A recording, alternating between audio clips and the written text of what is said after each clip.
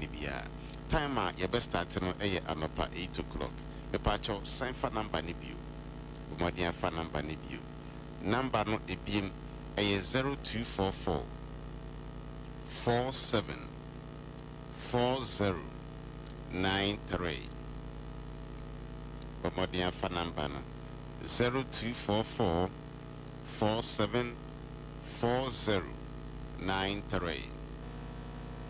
0244 47 4093. Kaise date no Saturday 14th June. Saturday 14th June. If you ne kroye brewum kakra shase ne sevi to susun kakra minim se what next year program yi ehu asem many years untumi maybe that shase the sevi towards important program yi na odo hwehemu a ebeye mfaso ama said ye aye mfaso amebinom no yesre kai say registration fee no 200 cedis but menye mobile money over program yi ase ewo National Theatre na odo registration fee 200 no aba abetua ewo dwumadie no ase ho a yewia ensae yaye books handouts anase procedures ni nyina wo book ni ma ye bechedi ama obia wo program na se handout no yenton free as a registration fee 200 cedis no a edane dus na over program yase a whatever ba no ehim kai say date no ye Saturday 14th June. Saturday 14th June.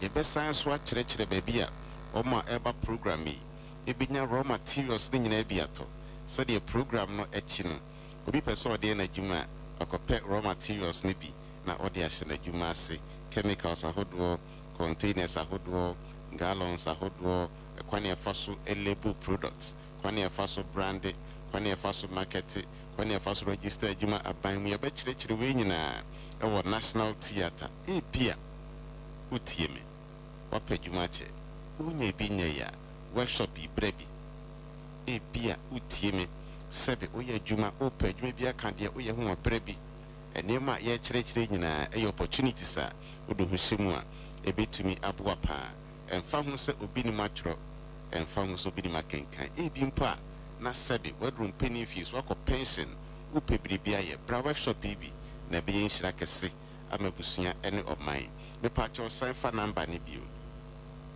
number no ebiem 0244 47 4093. 0244 47 4093. 0244 47 4093.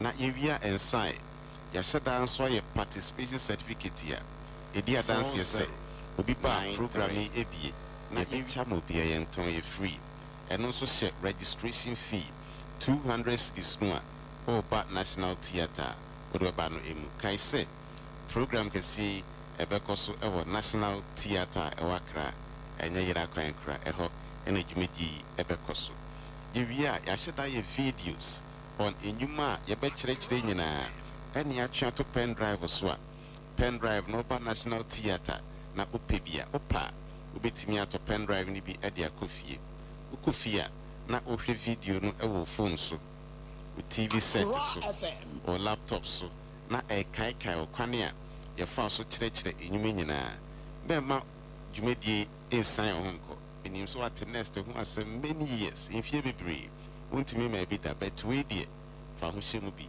na be nhira kese ababusua ene oman ebia na utie me wo ba bi wo adamfo bi wo nua bi wo busuani bi da bia sebe oba wonchen beje moa ope 50 cedis ope 100 cedis there bi oba sa akusida ben boana na Saturday 14th June safo ni nyina onfa wedding chire National Theatre na omoba program ya ebe ya mfaso kese amabusua dwumedi aye nhira mani bebi o title ho asem onso babia ebe ya nhira kese e dia ma kai say date no Saturday 14th June and our workshop yi ebekoso venue a National Theatre of Ghana a ewakra time you best start the program at 8 o'clock. Running time 8. Let you make the Ashasia. Oh, baby, a be shira at the amount. Said ye, program me, I in shira at the amabinum. The patch of sign for number nibu. Or modian for number nibu. Number no modian tro. Untibi as ye are free. Na more. Number no a beam a 0244 47 40 93 0244 47 40 93. The patch of tro. Untibi as ye are free. Na more. 0244 47 40 93. Patro number no bibia wonti ase bia frɛ na ye nkyerɛkyerɛ mu ɛma fɛfɛɛfɛ na mmom kai sɛ date near Saturday 14th June. Saturday 14th June. Jumedi bekoso ɛwɔ National Theatre. The patro number no 0244 47 40 93 0244 47 40 93. Omadi atro number no patro. 0244 47 40 93. Me bought the chatro cry, Abrami Jemu Abopini. Omadi atro, Bibia Untia Sibia, a ya friend, not ye more. Number no ABM, 0244 47 40 93. 0244 47 40 93. Yabasha Munina Manim, our National Theatre, Saturday 14th June. 100.5 Accra FM. Waba Tele Accra FM. Yeah, mommy. 100.5 Accra FM. Sinaya hata. I want him near me. I don't see one year teacher the young Faso. Kahubi. A Kahubi till I'm a coffee about Umia. Some come home. Yes, she say you sick as some no, a year Mexicano, the moon yet to be. Let me be a human out of Sabagana. 100.5 Accra FM. Sinaya hata. I want him near me. I don't see one year teacher the young Faso. Kahubi. A Kahubi till I'm a coffee about Umia. Some come home. Yes, she say you sick as some no, a year Mexicano, the moon yet to be. Let me be a human out of Sabagana. If you are vice president, how do you sit there for finance minister to believe? If I'm a vice president, how can finance minister believe me? And now you come back and tell us we have not been given opportunity. What else do you want us to give you to prove that you are effective? Please, I'm telling you the gospel truth so that you don't make any mistake. What we can do to change this country and the way the government is suffering from this economy, if we don't change the same faith that have been giving us economic theories, telling you when your exchange rate, when your fundamentals are weak, your exchange rate will expose you. When you were making that statement, the exchange rate was 4 cedis 20 pesos. Friday, it was 15 cedis to $1. What message are you going to give to Ghanaians again? And let me tell you, I tell you straight, I'm saying all these things because of somebody from East. Yes, I'm telling you, I've never mentioned all these things. But let me tell you, Madam, I'm serious. From March this year to August this year, through exchange rates, I lost $12 million. So today, I don't even count it. But all my money is gone. Through exchange rates, the businessmen are waiting for us. Sinaya hata. I want him near me.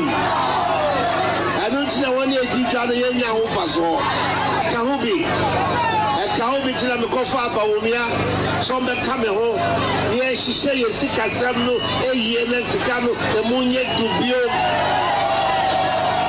let me be adwuma ne ahoto so abagana. If you are vice president, how do you sit there for finance minister to bully? If I'm a vice president, how can finance minister bully me? And now you come back and tell us we will not be given opportunity. What else do you want us to give you to prove that you are effective? Please, I'm telling you the gospel truth so that you don't make any mistake. What we can do to change this country and the way the government is suffering from this economy, if we don't change the same faith that have been giving us economic theories, telling you when your exchange rate, when your fundamentals are weak, your exchange rate was close. When you were making that statement, the exchange rate was 4 cedis 20 pesos. Friday, it was 15 cedis to $1. What message are you going to give to Ghanaians again? And let me tell you, I tell you straight, I'm saying all these things because of somebody from East. Yes, I'm telling you, I've never mentioned all these things. But let me tell you, Madam, I'm serious. From March this year to August this year, through exchange rates, I lost $12 million. So today, I don't even count it. But all my money is gone. Through exchange rates, the businessmen are waiting for us to okay. I don't know how. Oh, I have it because maybe a young couple of the Madrid. May Chra Kwan now see and then Kwan Yabedia. God knows I've done my part. Okay. Maybe I'm a country okay. And went in. Because you can't beat Mahama. Now see me and Kase, my Kokase. We lost the election in 2022. Oh, yes. Yes. Yes, Miss Ru. What exactly did you mean by that? Because who we need MPP Fragberry, yeah. Obia se Kennedy back campaign on Adudanko Kufuado and neighbor MPP government. Yes. But Ken, the same Ken, Kase, they lost the election in 2022. Yeah. And now NDC communicators as a Ken can't buy no. Let them say, me say, me catch straight. So I don't know the man making it straight and then me making it straight. I was referring to Bawumia. Because Bawumia the catcher say, if your fundamentals are weak, your exchange rate will expose you. I mean, me Makasa. Okay. Me win. I can easily defend it because me policies I'm there, but President Kufuor free SHS will be maintained. One district, one factory will be maintained. But others, messes. But the economy itself, come on, guys, until me can't Ghana for any party for a bit my stereotype. They don't want to listen. Media catch the woo.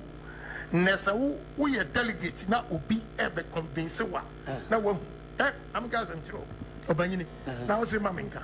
Na emra mimi sika ehia obi ka jam say me MPP ni tie nyimi sika ntonche and sika no say mimi di ahia am I the only businessman ni sika ahia what you say okay na no me ka say we pe na aboso kanfo e ka say adenti no wa moyedi ye nyina ye buafu a ye twen so the Bawumia ba say ne be si atoatia because the man went out there. When your fundamentals are weak, your exchange rate will expose you. Has it changed? If $1 to 4 cedis, also fundamentals are weak, and $4 to 12 cedis. 100.5. Okay, we are all good party. You are. I want to be Bawumia. Want to be any Bawumia? Only good MPP party. And you may who America and a good party, no. But only here, I would have won any good party. By young Tiaho, any good party, no. May catch it over. Meeting so much when you know. I have it. Yes. a mistake. There'll be an eye for an eye, a tooth for a tooth.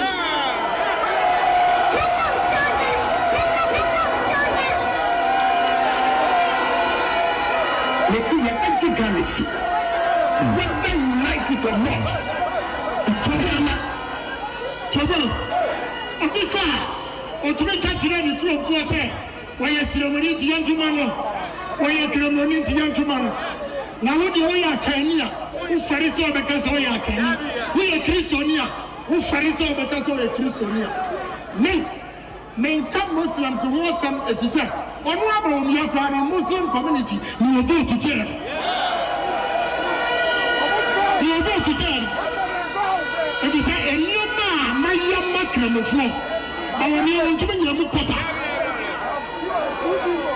I will not play tribal politics, but if it becomes necessary, I'll give them bombshell. So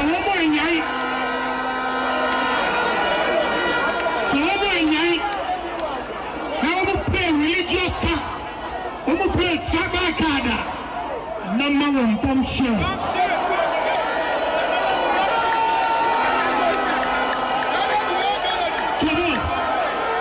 Where he comes from, because the honorable chairman says here in the year, I say, so for this year, it's a drama. When you mention me, I can close drama. What will happen? What will happen? They should stop that drama politics. Cannot be underestimated. The NPP cannot be underestimated. You know it, I know it. They've been in existence for a long time and have been changing their names up till this day. The nature of who they are. Listen.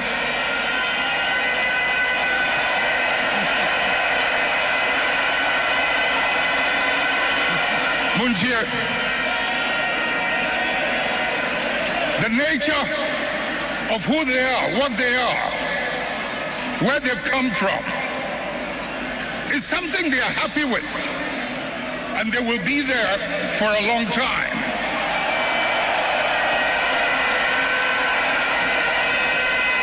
Let's not mimic their behavior. Let us reach into the principles and the values that emerged out of the circumstances that gave birth to us. And if we can hold onto those principles and those values, we will move way into the future and no one can ever defeat us.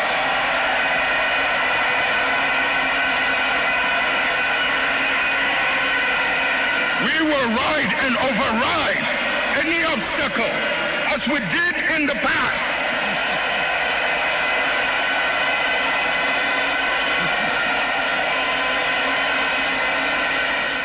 Our nation needs a reset. Our democracy needs a reset.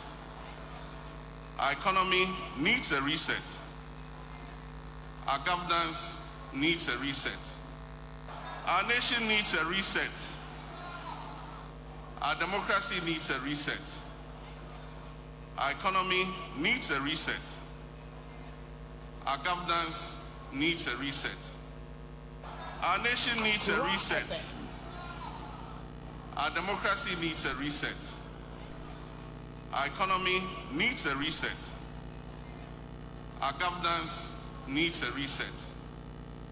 And our attitudes need a reset. 100.5. A government that will galvanize the efforts of all Ghanaians, irrespective of ethnicity, religion, or party affiliation. We need a government that will allow all businesses to thrive, whether owned by domestic investors or foreign investors. No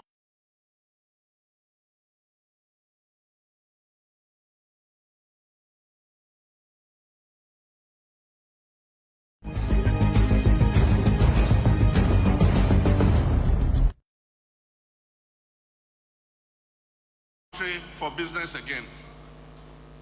Ladies and gentlemen, we're going to present to you our manifesto.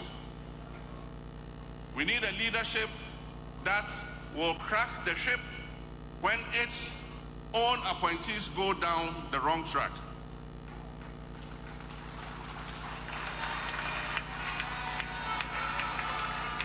We need a responsive government that will respect the rights and freedoms of our citizens, including journalists, and address the ongoing decay of state institutions and fight corruption by deploying the Operation Recover All the Loot principle.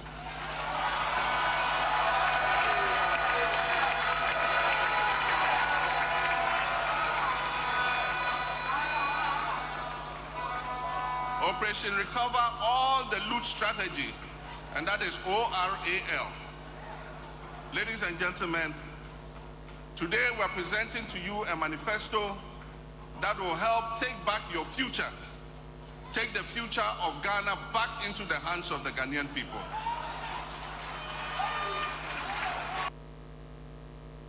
Our nation needs a reset. Our democracy needs a reset. Our economy needs a reset. Our governance needs a reset. And our attitudes need a reset.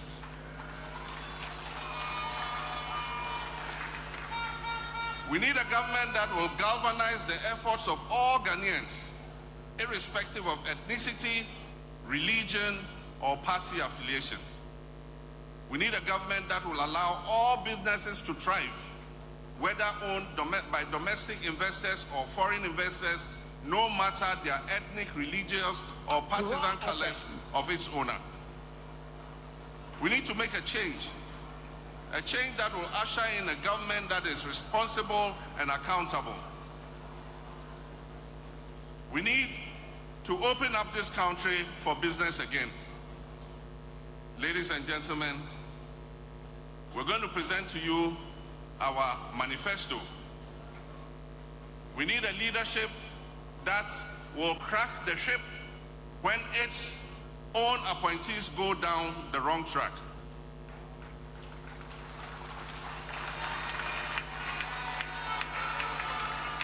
We need a responsive government that will respect the rights and freedoms of our citizens, including journalists, and address the ongoing decay of state institutions and fight corruption by deploying the Operation Recover All the Loot principle.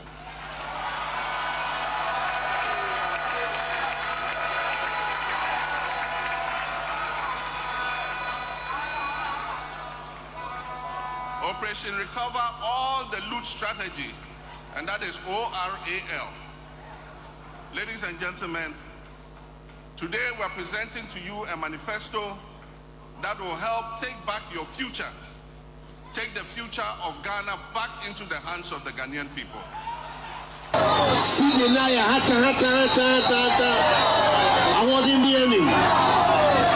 don't see one year deep down the young oversaw. Kahubi, a Kahubi till I'm a coffee Baumia, some come home. Yes, she say you sick as some no, a year, Sicano, the moon yet to build. Let me the Jumani out of banana.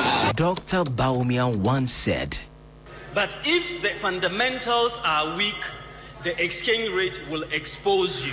Dr. Baumia, you know, no ding your bakaya. When your fundamentals are weak, your exchange rate will expose you. That time now $1 to 4 cedis.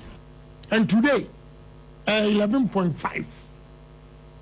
The rate of depreciation. What are we going to say?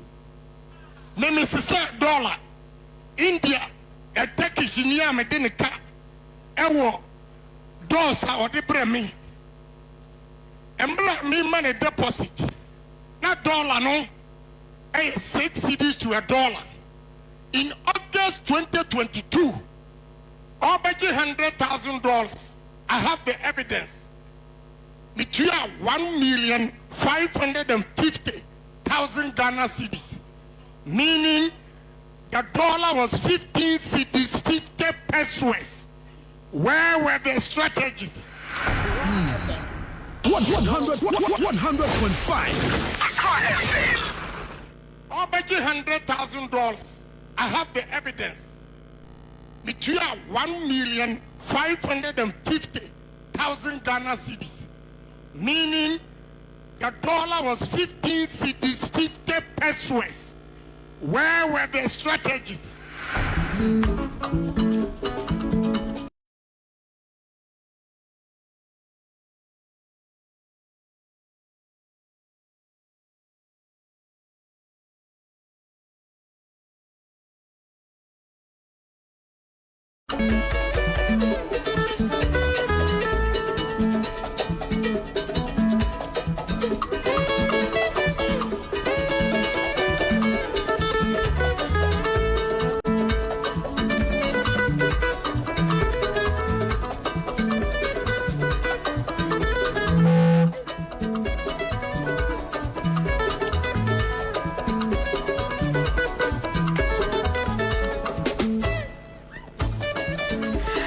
For Nevia Mamunina ha Accra 100.5 FM Sunye and ya wada ya any yauda and then Sunyankupon dia drum any enquani and what dia cheye. It is a said yenina ya dia wade craw ye the sunsum craw His Excellency John Dramani Mahama on any Vice President Professor Jenana Opokwa Jimai Echi na ya reset o my Ghana said ya guswa yenina da ya kambo ma ya reset o my Ghana no ya guswa ya reset ko ewi abusuafo empom ti say aha ye Accra 100.5 FM Ahaya Accra 100.5 FM Citizen Show Bre and Edri Monday to Friday 2 to 6 p.m. Ghana baby I will be Fabiano Obiase Accra 100.5 FM Obiase Citizen Show Nana Kwabra Bobi and Seniwa The Dofo Bakupe Mo amoka hu nyina mo ye fake Nana ma Agyarko etiedwam Mo amuka unyina mo ye fake mo ye second hand for me ankasa me no original no ayi me dina na ma Agyarko asedan comment list kwame kwachi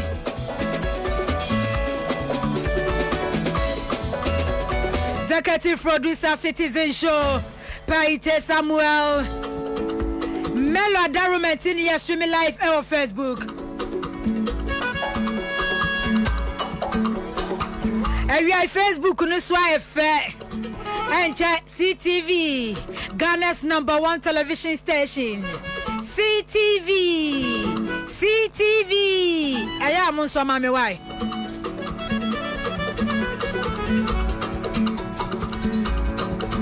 Ene de nyame animu ate Mesi Ghana fo akaye kai medinu aho we bright me do tibu Was it the original Chioma? Richard Benji, Slim Gozi, Charles Nana Boachinie, Rashid Bochenie, Nana Kofiani Kingsley. Was a fantastic woman, Piao.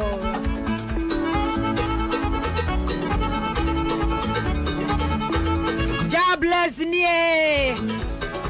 Kata Dohaton. Oh Johnny me anu ahye me page ni dia mame. King Farouk nie. Kobi Senra munie. Adrova fo mu ho. Maye ni nyina. Ghana drama from ho. Maye ni nyina wi mi tu chama mwate. Maye ni nyina Ghana ye respect ya drama for papa. Hey. Eko Ando Francis nie. Bernard Adechinie. Albert Agbodo. George Ofosise UK ton. Tika Odonko nie. Nana LP nie. Samuel Peterson nie. Ernest Arthur nie. Nana Kuya of Fabia Fianco. Alima Tisadia Osman Nuruddin Udiade. Prince Kwekunya Kunye. Bab Zozinie. Faruku dia unie wo. Elizabeth Fojo. Baby be a yaw timi kan be adwa mu te say. Driver for ko say. Na no me te say mo say hawkers no, street hawkers no. Say yampamu wa ma nya adwuma. Jackson Dagadu. Famous Semax. Remy Aluku. Rawa Fone Kai. Bebeto Chanel. Mactoni Maulewo. Enyam Dollar Fiawa. Rawa Fone Jai. Utuka traffic isa. Ukwenko. Ubema. Na fuwa suboye din na nyina hawkers ya pavement swaya ma ya shedwa di abakwam Ghana frase ya juma Jadu Johnson Kenneth Pante Kobi Senra munyina nie ai utuka chesesebe ya ni awo ko obeko na akwa akodro na the passenger fo akọ na tese wo kwa na wo ba unnecessary traffic sisa na traffic yesisa Maxwell Ali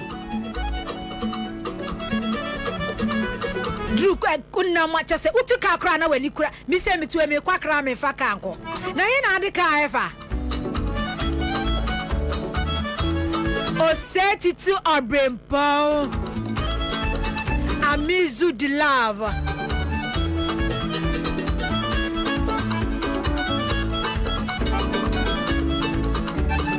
Emmanuel Esebo Cross. Araf Omar. Na nyami eni amwa. Na hu kwaka wo bi tomatoes. Na egu famu a. Omo be bon. Wobi nkuruma wa hye ne wakwan fifi odi ama ho kwaka na nhwengu obeto amankyere wo wobi ne ama wa hye ne wakwan fifi mam odi ama ho kwaka no onfa wo se kwa mu no wote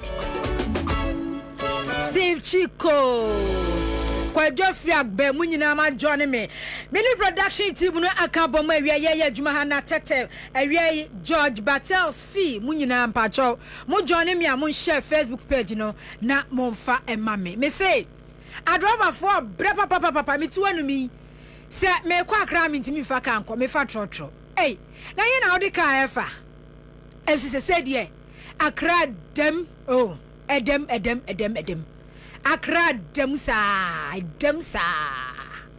Kumasi Dem Ketia Central Market Edum ho Edem baby Edem Yere Seti Ghana Richard Akwanie Dubai ton he said your mom wa kwanto mu de na menka mo wo nyame nsomumu no nkam ho pa because he say ne de se ne aye ne de se nyame amemu amamu pa na se nyame amemu amamu pa dia e say woje $5,000 ahwe baba ye ebe ye equivalent to 5,000 Ghana cedis so se de niema ekeka kwon ahwe ya wanya na ebia bedru 10,000 Ghana cedis okay meba no so me sise yankopon amwa na wonam krom ekwan fifi na ho koka wo bia de na hwie gu a na woni sika wasembe ye mobo Frederick Kwesi Yamoa enipa ne mfa ho kwadwa fi agbe nipa ne mfa ho se kwan fifi no ahye niema ehwa no mo se ka ne fa ho pavement so wonim se wo se nipa ene fa pavement so but say die emuda ho pa emuda ho abato ho wosunsanso me ba dwuma ya na me twen say President Mahama ni NDC sa resetting Ukraine reset agenda yi eyade nanti omu nyina team ni nyina tena sia ena omu gitu mu say de Ghana adu no age sia reset Ghana freeze phone so de freeze a one reset enye yi so Ghana freeze the minor do no here reset. And then after January 7 January ebano bibi akwaso Ghana ha bia reset bibi a hu say ye reset wo man no ye say ye resetting ye reset ni ye reset Emmanuel munyina meboa Ezameti Innocent Alex Kofi person na me chia mo because data ton nye simple kra what you say resetting no ekoso na ekoso nso pa tamani yanyi MMDC is no na resetting no na nsheda ye hu hwe but MMDC ye ni ba ye no de afedi ye mu bi ye hu say resetting no ekoso pa papa say no baby adem and they say me hu video so a me hu se omo na makra pavement no so no said ya no ene eme Piero kasa ya na no Gilbert kasa ya no wo kire say ye mpam obi aso obi ankonkotena fie na emu no omo to lie omo the lie etum red nti me hu se ne no omo ye markings no omo tiesi baby a adwadifo na fa ho no mabombo omo sese ho no no omo frase the red paint to lie no entra nyasama na yenka ekwam yetontos yetonya ado a yeton amako yeton jene yeton niama sa wodwem ana wufie anim no abo container wufie no na de table asi ho makoni ntos no ni nya ado a eni kobi eni amane amahye ewa kra kwa fifi ya usi ewo CMB hono mu ya masha hokra CMB akra ye police regional office hono ma regional headquarters omo wo kwa omo wo bonkum so na omo nso ahye niema woni fa so police fo anim ho nyina ahye niema ekwa ahye ayi nyina amane eni momone ewo ayi su nyina nyasema ne yenka amane ne momone ni nyadoa ye hye no wo kwa fifi Missy Crowe ho oya ya na me mensia ena okunani ena mi kuna we jame Crowe enya omo a single mothers me ma ne hwema enhwema enya omo a me ma ne hwema do ani ma ne se no watwe abo no atompa onso be ma hweba na onso ayiro ho ane na wo 6 wo ya de abema hweba na free so nya kwa fifi atena atonto osinti wa yire hu amena na besa wa fe wo twa dwe awu mamu nsia wo yale etino omka ena kunani ena mi kuna waja me ena mitiwei ena mi ni buafo ye ja mu amese ya ni mra ye hoso ni ya pampam ena ma hyedwa Coffee blow mesi ye jamu aho ya nimra ye hoso ne ya pampam ne yesenso ena mbe hyedwa Ghana forma ena wutumie no me ne me ma ye fi anu konkopem dan ena Ghana ya dindindin ena he ye na matena 8 years ni ena sese na wusu wutumie no na wutumi se me nkobo tutu ana ena kwam he ya na metia he ya na me de metia me hwe me ma mesi ye ja Ghana forma yesenso Misi wu jaga na fo ma ya ni mra ho so no flag server so ni mu ho no na ho ma da na market center World Trade Center Ghana fo ma because obia wasem ka ena mi kuna wuo ena mi mama mu nsia ena mi ti wonu mi ena ba ma me na wa na adwuma aseye ena mi ti me na mi hwe kunu ena me na mi hwe ma enti bebrebe ya mo so ya homache no nan enam tudu amoko amu ba nyina mudu na adwa mo mere edu na adwa mo mere Ghana forma ebebo 4 first na me ko Benin na me ko Benin na me free fie bi ha 1 am ko fa ne ma bi ha me ko Benin Nigeria Hey, 1 a.m. Ghana for Messi aboso. Ebi kura pan, ebi kura kenten. Etimide bia me ka say, oba bia wo betena on mama be mesisu be mebu kwase bia ya wonya adwuma bia no. Wo sa wo ba no wadwene nye. Ei, obi ton amako ehwefie. Obi ton jene ehwefie. Anajo kroma nipa na o. Enkrofo na nipa na obi ekọ obi eba de one ni kru ni mabedie akwadwefo no omutimitina mema ho won pam kwadwefo no ba wo ye lazy na ba ma sibam no na ba ma buru no wo papa nanim no obobo na sum no wo foma mema na omo ye womanizers no ma fum diefo no me nana oso mo fum ma di no oba ate ho no ate ho saa ne ye buru no domestic violence ni ye sibam no because we lazy obe saa kumase antena anom ne saa wo mu shoyi e ma no mu kwasisu no e na me ne be ma wo nan e ne won hweme e na be ma no e ne wo di mani we jimi papa. I'm telling you today. Hey, we a hairdresser, me hairdresser. Primeni on daily basis. O sister mother. A friend sister mother. Me ti wanu mi. De bia mencha susukwanya mi 200 Ghana. Wasi de bia okra mi timi save 500 cedis. Na just what me say ye bet na condition mu. Ye waste your time. Enso mu ye bom bu ye. Hairdresser. Wasi de bia o twa susu 200 cedis. De bia ho timi nya 1000 Ghana cedis. Utimi say le 1 week sika kora nnu mi pay. Hairdresser o. Enti wono no wasori anopa. No akwa no kwakwa ye adwuma. Wo be ma no.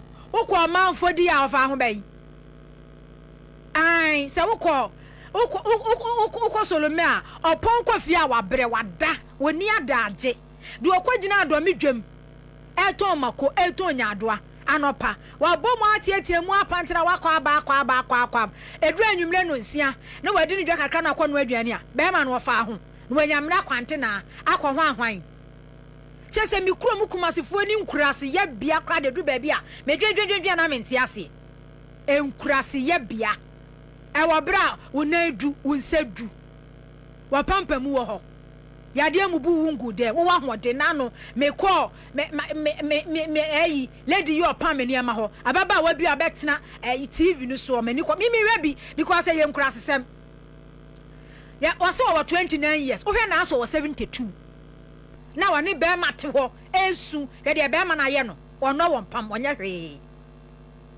enkrofo age pavement so aboso yi onko pe ba bi na nkoto amako unkoto onyadoa unkoto jene unkoto ayi amane na fa hwe wukunu no he be ma no kwa agya na fa hwe ho mi lady you pam ne me you ba no pa ne nan ne nsa nyina ye busy ya wo pon be 6:30 wono opon no okwa wo be ma no so opon no okwa wode wo ye dey so ahu mechanic patch o me ye show wa me wo radio so ti scan de me o china me de be send why tina afrefrem on sa be ka scan china so ahu enti no me se me sorry na me hu de wi ankrofo ebi free central region obi free western region obi free greater Accra na me krom kumase for man de enti na Kevin Taylor so ya wadi atam de etina Kevin Taylor so ya kumase for man wadi me se ye ho gye ankasa he me na ma me to me ye radio adwuma I can't remember me ne ko be jesi ye adwuma ofra me obrefo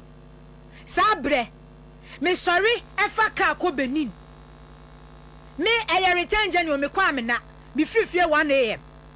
ade abachi be se ayi 12 midnight na ba bedu ma sa ba bedu Ghana ma ko fa ne ma beto na me sa ye radio adwuma ansa na kingdom ye ni PRO me nya kwadufo ti na me nu sa na ayo adun se obu me kwase na ne ma ye di na me hwe on me nya kwadufo I'm not lazy me ye lazy a enkamada pa be dadi se de me si pe life nko obi abehunu se na na ma wadwuma kora anye wo pe nye but me nya kwadufo eti ha adwuma ye obi pay so sene wo pa but wo dress sene 10 times wo dress sene 10 times wo fa wo sene 10 times ai o mu kwa mu pay so no kwa no mu dress nye Yanum cry a pay susano. Yanum na wushia ye prime for because yenye lazy me na na ma tell me to be called cantamanto. Na me ko trafos bill no me selection na me de na mo me de agu me kam na mo office. Enti bi usu bebu me kwase a. Nyankopon na nu bedi. Osenkafo mo metimi ensa yi mu ensa bibia o ne mmere no so anaso. So eti se wo sori na wo ye brefo a wo sori nkotena enye ema ba memmu kwase ba mensisiw na wo ntete na wo mpro na wo nsei ene woni me wo ye no wo nhwe akoda no ye nyina mema ne ya wo ma nhwe ye ma but ya hwe ye ma mo ko invest esa kwa hwe enkura foforo kora ka ho because ye brefo eti Ghana ma mi hu ma na ye pam wo mi ebi su awe ho because wan kwa abusu ye da but fortunately Zubati Kumasi was a mebu obia, yenji obia near man sen, ye sign lie. Greater Accra, me Mary, was a yen to obia, yen brew obia, and ju obia near ma, ye sign lie, mundi pa, because a pum coco goofia, a mamma ni bisabia da pa for, a mouth from dear for, and a mono mo bobra. Etimuna mo sorry a mo say mo mregum ho ani mu ase e ma mesia na wo mo TV so na wo su na wo kan kwase asem na just utumi so ye kurasi ni 100% say 1000% nsuo wo hwe na utumi so ye kurasi ni 1000% wonye kurasi ni a won sorry kwatena TV so e na me be ma ne wo nan e na wo hwem e na wo ye wo body e be bra adepamfo wo weska wo kromu a e no pam slit ni kaba epam straight dress ya di omoje eti yefo wo wosika wo krom ha adwadifo mayo mu wo wodwami kwhwe dan ya wo mu sisie wo mu si dan de oton mako de oton tomato se primaifo madam fu bi mo hwe kwahye ma kwaro so konko janhye friend sister ama oye kelewele oye prima ni pa sister ama ye prima ni pa first no trinity ye wona fofom de ne mefra brochire ba kale wale wura eniem obekwa akoyi ni mannan se da bremenu kra wa brochire tuan ne manyina akokɔ suku akese ono nko ana hwɛ wo mo kale wale wura o eniem a wo begina na namu a wo beyie no wo a wo so te office no nwa yonko no oyɛ brefo ensifika sie ko hu ni fie a wosim yam hyem kale wale ti munya nkura sesam na de akye ene ye kwante na ne ye fa ne si ya na mu tini so hu baby 13 years as o 65 because ono no apa me na so wonwe ne to no wata ene ode ne bibia gu be ma so eji se be ma bu ni kwase kakra bia na da pa daddy be ma de ne fa kwambo ne kakra bi so na ne ma ye mobo munwe moto na monta na munya adwuma me ya santini timi katwi pa so melo mama video bi hwe ka so eno na video bi trendy na video ndem hu ya ne se ka so ho traffic light pa kaftan yes 500 bright was so pam kaftana 500 Ghana cedis ya na ye wesi time office pa o debia se busumi bia timi pam kaftan 10 kura hwe masa eya mo ham ho office adwumo ne mfa so bia ni so mo ham ho office a waste of time especially obi office no a driver na waste of time especially private sector no we 500 no we say no we 700 no we 800 be ma wa yire wo ma yo ana bright say opam kaftana 500 busum bia opam 10 kura ye say 5000 na ha ho say ma bo degree na ye aka 2000 na ye aka 25 be say faso bia ni so shen kwa hwinim na obi ton makwa da bi otumi 200 Ghana cedis so ate condition yo yonko no nyo yonko ni bia me se ade a me hu enura ne ne de me hu ya ne se traffic light a esika so ano ya bo canopy atwa traffic light ni hu ahia eti ase ye business ahye ne ma wase a ye ton but ene reset agenda ni ntino canopy no o makwa akobubu e de agufom na ye bubu canopy no wo hwe eniema a chese canopy no e wa ase a enipa bibini wusu ye nipa o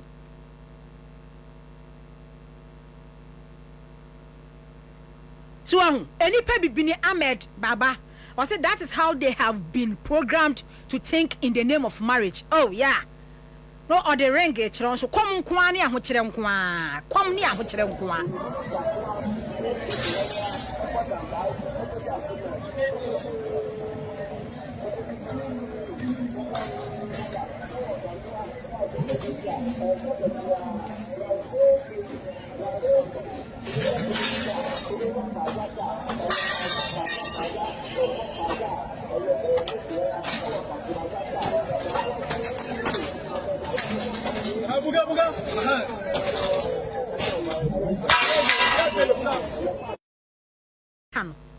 On say e kwan ni fifi ni baby onu mu a omo ye pavement kese no omo de sa na de na jeje ho na traffic light esi fifi enti se wo hwe video yi a eda so yi a left ye kwan right ye kwan enti e kwan ni fifi no e na che some the traffic light esie e na nipa bibini Ghana ni ba ya wo ye kunani Ghana ni ba wa wo nan a ni kunu enko no waba ono a hwe fie eno makobo canopy e de nchansi nyina aboso e na traffic light na eni hwe so ho eni e na say traffic light ne de dismantle disconnect traffic light no esi ho but enye adwuma ahu ne ma e ma na yete won moton ne mu enti pavement so asem a ye kan ya wo kan ne e ba be chi wa wi ne e ba be buwe ene ya hye nsemna ne ya hye ne ma no traffic light na esi won mo no ene o mo di canopy akuri so ene ya hye dwa e wa ase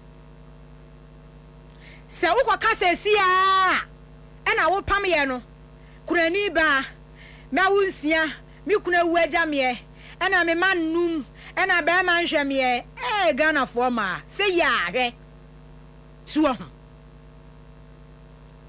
enti ye ntimi enye the right thing emo ma ne nkoso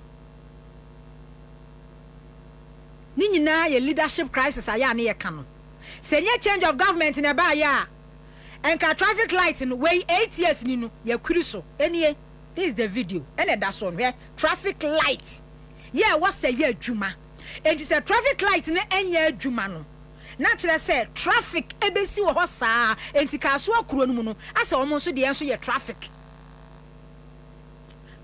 besi saa na nipa nko na nipa ma wo ba adwuma no pa wo bebre wo pon na akofia wo bebre because human activities enipa adwuma a wo ye no a disconnected traffic light here che say a direct traffic no wase no wonu no edi ni dwa e wo ho onu no wo di ni dwa wo ho enti wase traffic no enye adwuma enti car na ebi nko e na bi aba.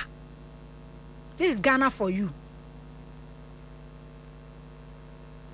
Enti Ghana for na wo mutirim se afro barometer na e buy na wo mutirim se Ghana betimi se nipa be se 56-57% say change of government ama ene de besi no enye ku enye military regime nkwa na betimi de asiesie o man wo leadership wo leaders president ya nyakopa ma ni wisdom why plan knowledge common sense or the common sense ebu o man ya you don't need a military ruler so ba be do o man so no o man na ye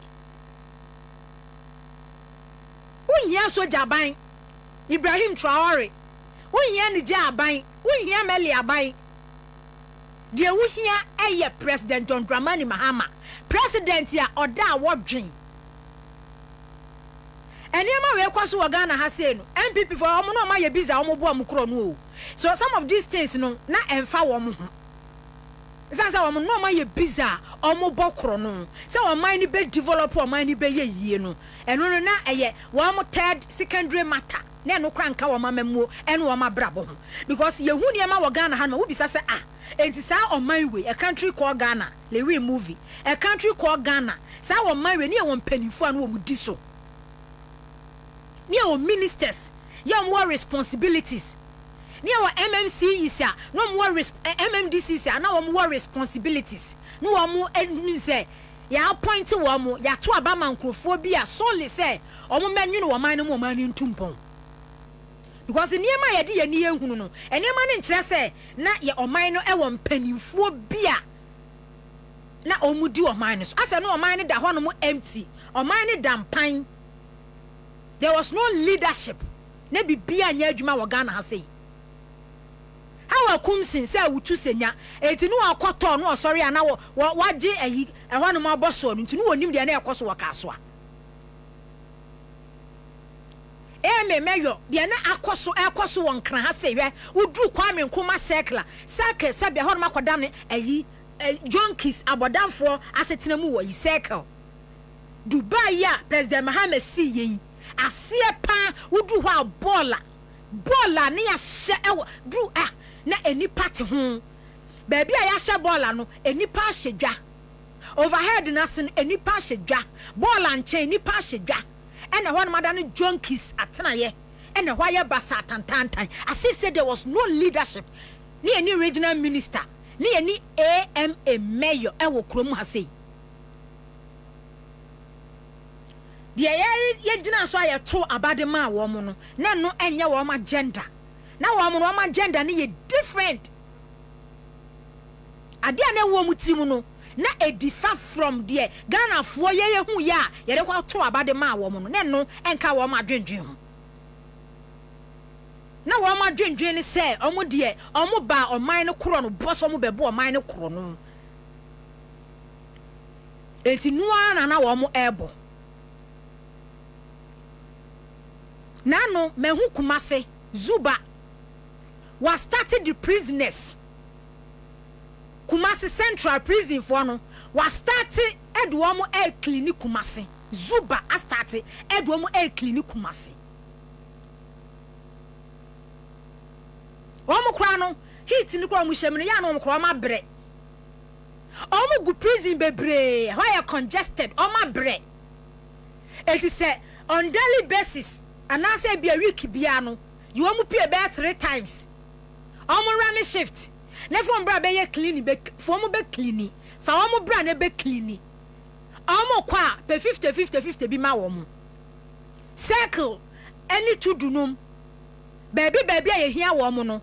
You want to pay prisoners you want to pay. No more make clean.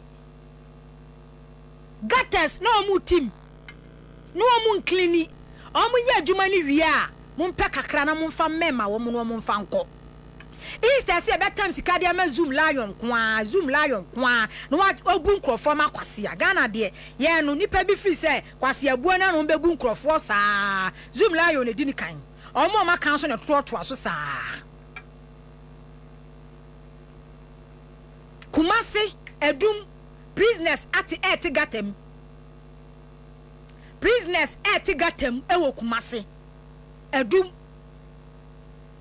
Zuba other side or see we free Accra ba baby a wudi kan pie we free we be free take one na wo ba e ho no mu wo fi enti we free ase ya wa start here or start here no de wa ya ne say prisoners en wodo mu eye clinic Kumase mo start my videos no reset agenda ne de ye reset enti ewom ye reset your attitude ne ye reset your mindset si ye ntimi ye reset ye ankase ye suban ene ya brabo ene ya adwen ene ya namontu a oman ne enye yeda because oman no ye ya Ghana for ye ya ne ye say ye man se obi eye foreigner na se oba Ghana ha say ya se wo Ghana ni wadi wachi no wanto bola anto fam a ono so wonto fam but oba no osua wo no hu se Ghana fo se bibinu mu ye moa wo mu didi wi a gata mu eno mu ye bola gu a foreigner no so didi wi a gata mu no de bola be kwa akoguo ti ye ya kasa nya reset ye suban ene ya brabo ne ye hu ne ye ho a judge fo na obi nya case ne ni be begina ho no mu a instead say mo be ma ne say bia onko ya communal labor ne ejeli ni 1 year 2 years enfa so bia ni so 3 months communal labor no ogina central market no ogina tudu no clean na police for protect no o clean okwa US no ma stars celebrities no nyina no e wo munya cases asabi ni ya na ye wo mo wo follow a stars ni bebre wa no mu a se o show ne misconduct bia ene suban bia na okokota de ade ma na ye se obeye communal labor obeye adwuma ye betwa de ama ne se 1 month clean ha 2 months cleaning ha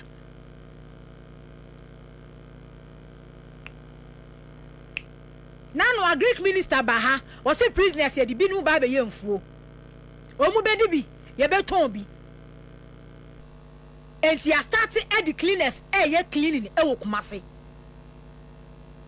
yana ma me videos no ne yenko ene me wone ma ye ze odisi ankwa akwa ne bedwane ti me pese first 2 weeks no me de be office pese me di eche na me hwe na me na me pese cleaning ne fa ni nyina no etimi afa ho afeko no muti a afi ni atena office ni ahwe de aka no enti ene won se so obi fin kan ba na se bus no oba de a oba be si wo asafo labor runabout a ana se obesa akwa ko si opampa so enti obi the bus never come as this is the first point of contact Edinura Kumasi Central Business District ni mo enti efi ewo yakwan hu nyina enya ade a enika so oho bi ba Kumasi na aha ne Garden City ze odisi ankwa akwa ne bedwane ti me pese first 2 weeks no me de be office pese me di eche na me hwe na me na me pese cleaning ne fa ni nyina no etimi afa ho afeko no muti a afi ni atena office ni ahwe de aka no enti ene won se so obi fin kan ba na se bus no oba de a oba be si wo asafo labor runabout a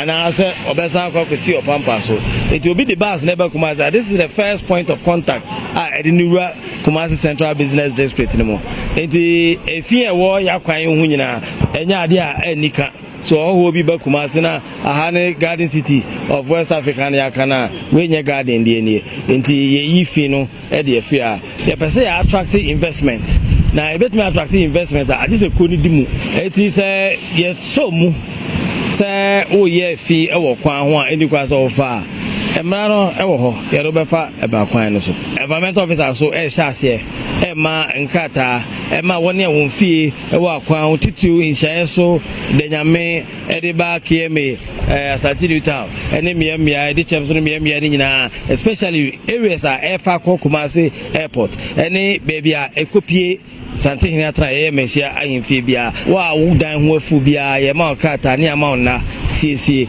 wen siesie asafo ni nyina ye de omo ebeko court na so twen wono ye de ama na se na mesre mu media fo no obi ani je so be nkofo nkakai ti se de be ya model mano besi me so me papa de amakuro no ze odisi ankwa akwa ne bedwane ti me pese first 2 weeks no me de be office pese me di eche na me hwe na me na me pese cleaning ne fa ni nyina no etimi afa ho afeko no muti a afi ni atena office ni ahwe de aka no enti ene won se so obi fin kan ba na se bus no oba de a oba be si wo asafo labor runabout a ana se obesa akwa ko si opampa so enti obi the bus never come as this is the first point of contact Edinura Kumasi Central Business District no na ye dwadifo a eton ade wadum no mu na mane pa fi se gata bi a esom eye nipa ewo edum wo na sa gata no edem furu Kumasi prison ho a na bebom of ojanhye bi a ho mekom eho sei no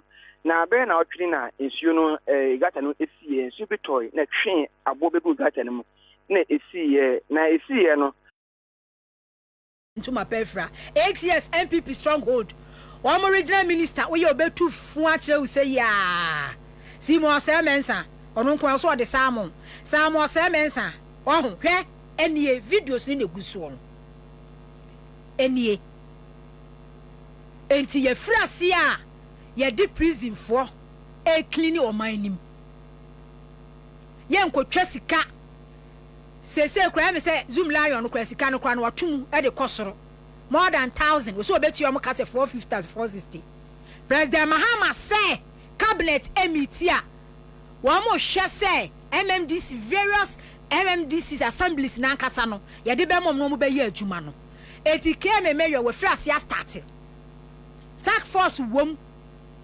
omo abetimi aye recruitment omo benya prisoners ni de aka ho on daily basis omo yi omo pie no mo be ye adwuma ni wi a omo kwa ne ama wo mu sika ene de kakra bia ne de ache ne de ama wo he ene omo cleaning kuta hwi baroi we ye Kumasi o akra de menya hu bi akra ya metan hu omo se bia prison of officers ni do omachi na bia makodo ba bi no omo ye batters to say de keme meyo afrase a wo ye ewo Kumasi de akra ha de me meyo mi hu se ma start bi ba Kumasi o ma start wo ho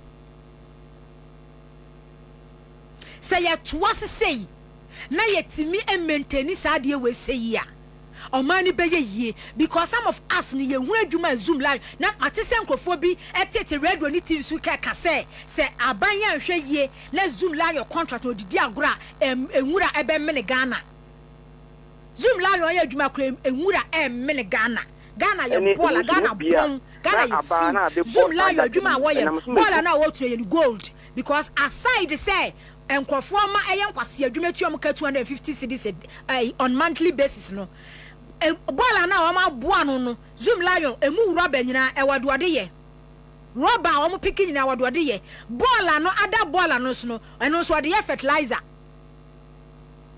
or the ye fertilizer enti ne ya na me ka se hwe obetua nkrofo ne kayia mo ma ya adwuma ne ye de o de ba ko tuatua bribe no de ba ko tuatua ye wo business be bre wa Ghana ha be bre nkran bi wa ha nsawan bi wa ha Kumasi region bia be ko bia no various districts municipal no money ade de ya na emu clean no enya dwuma bia eden be bia adwuma no ye den ya market centers no be bia adwuma no eye den eye market na any transport yard mu a enipa bodom pem wo hono no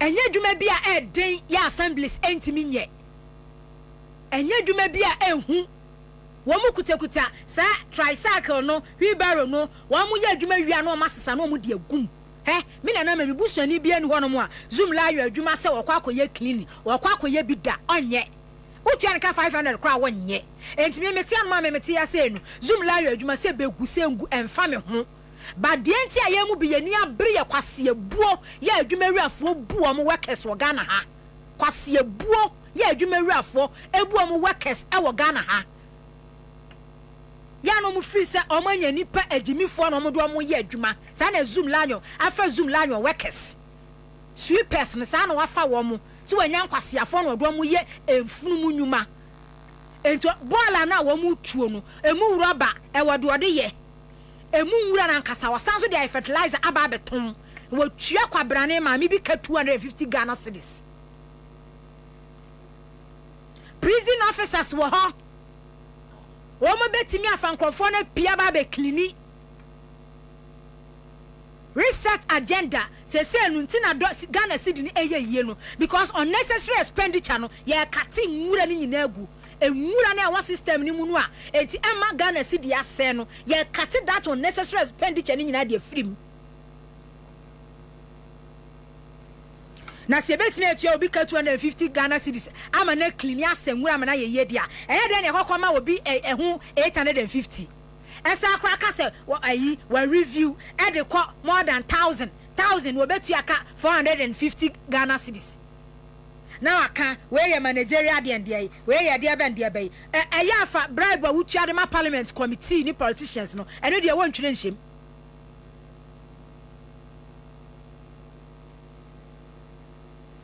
eno ne de on fa nka ho bie enti Ghana frase ye adwuma but the next 6 months every time me yanko prim December no na Ghana ye clean na Ghana te say nwura ball enti mu a mo ti TV ni radio so a mo de ya set agenda de ama mo na mayire mo ho e na se aban na hwe yi a Ghana ball be gu Ghana e na se aban na ye ya me ba bia me metie no apart from say me come market center me hu ball wo ba bia me hu ball wo ba bia enti sa market center honum se ntimi mfa nipa besa 100 a on be clean honum na ne o man da honum ne da honum sei se various assemblies na dia no mo te honum mo ye MMDC si dia na mo gu honum a wo mo ye e dia na MMDC so mo Ghana ha e dia nya na wo mo ye enti se wuntimi enclean wo municipality wo district na wo ye MCE wo ye DC na wo so mfa so ne sei na assembly wo na wo te no wo so mfa so ne de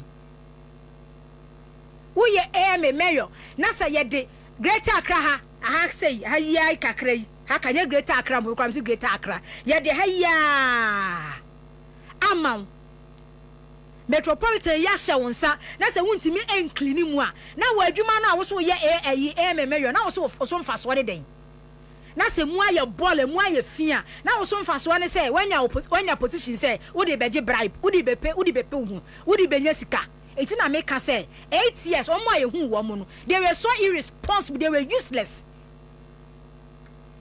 A useless government, useless administration and a Ghana ya witness no omo you so irresponsible na omo fa Ghana for ho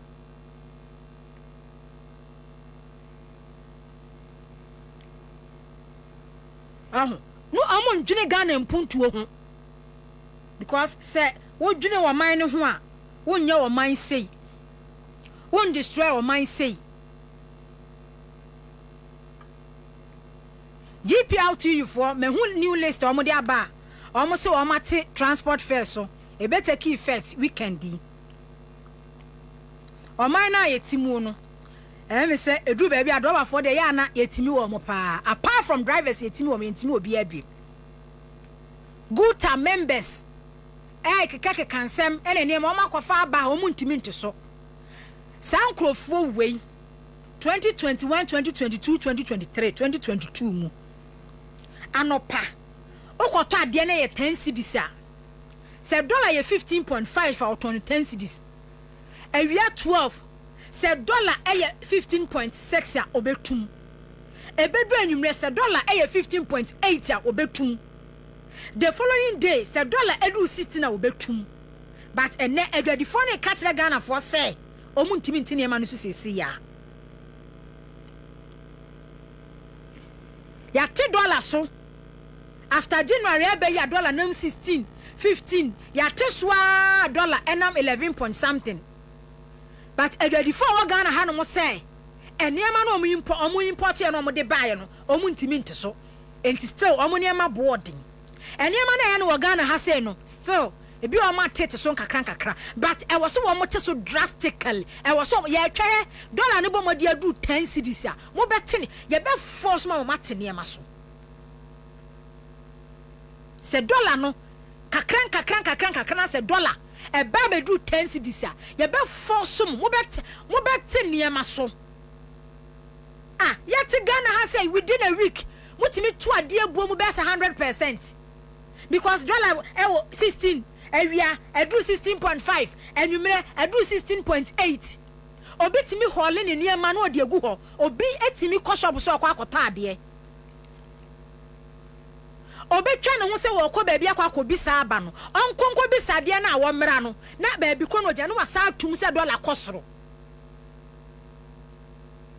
but no abani entimi any control over pricing and goods enti no ene adwadifo no ka kire Ghana for say ya $10 so a yentimi nhia wo mo say o mo ntene e ma bo so because almost say sika na kofa ye no mo de baaye enje say na o say sika na kofa na de baaye no o to na boode na nu anyamfa so bum no say sika na ketua bi na wo de akwa kofa na e ma ba Ghana adwadi ni fi say wonu kwa no won de onya sika ye da bia o so anyamfa so bum ema ne customers ema consumers esofa why na enim de see ye okrom ha say on daily basis mo na mo to ne madwadi fo mo Ghana na mo to ne mem na eya wo mo ho ahyin ye gutafo 2016 2017 aba papa aba MPP for aboso kan for asante for kwawfo achemfo ya wo mo na nyankopam ahye wo mo dwatire ekwa broche kwa ne ma beton wo Ghana ha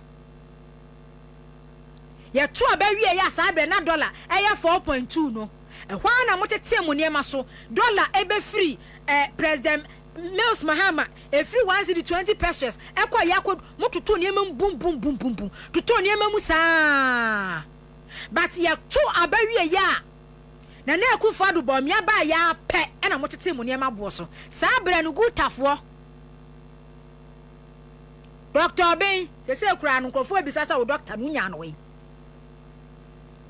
sabre no gutafo sabre nam kofa na ma good dem spare parts dealers importers am wo Ghana ha 2017 na ye to aba NDC lusu ye no ya mote se NDC ye lusu no amoso mo beboa MPP abai amana ye yie enti motete mo ne ma bo so no asama na mi bisa mo ne se sabre ne de na mo kofa na ma good dem. 2017 na ye to aba NDC lusu ye no ya mote se NDC ye lusu no amoso mo beboa MPP abai amana ye yie enti motete mo ne ma bo so no asama na mi bisa mo ne se sabre ne de na mo kofa na ma good dem. 2017 na ye to aba NDC lusu ye no ya mote se NDC ye lusu no amoso mo beboa MPP abai amana ye yie enti motete mo ne ma good dem.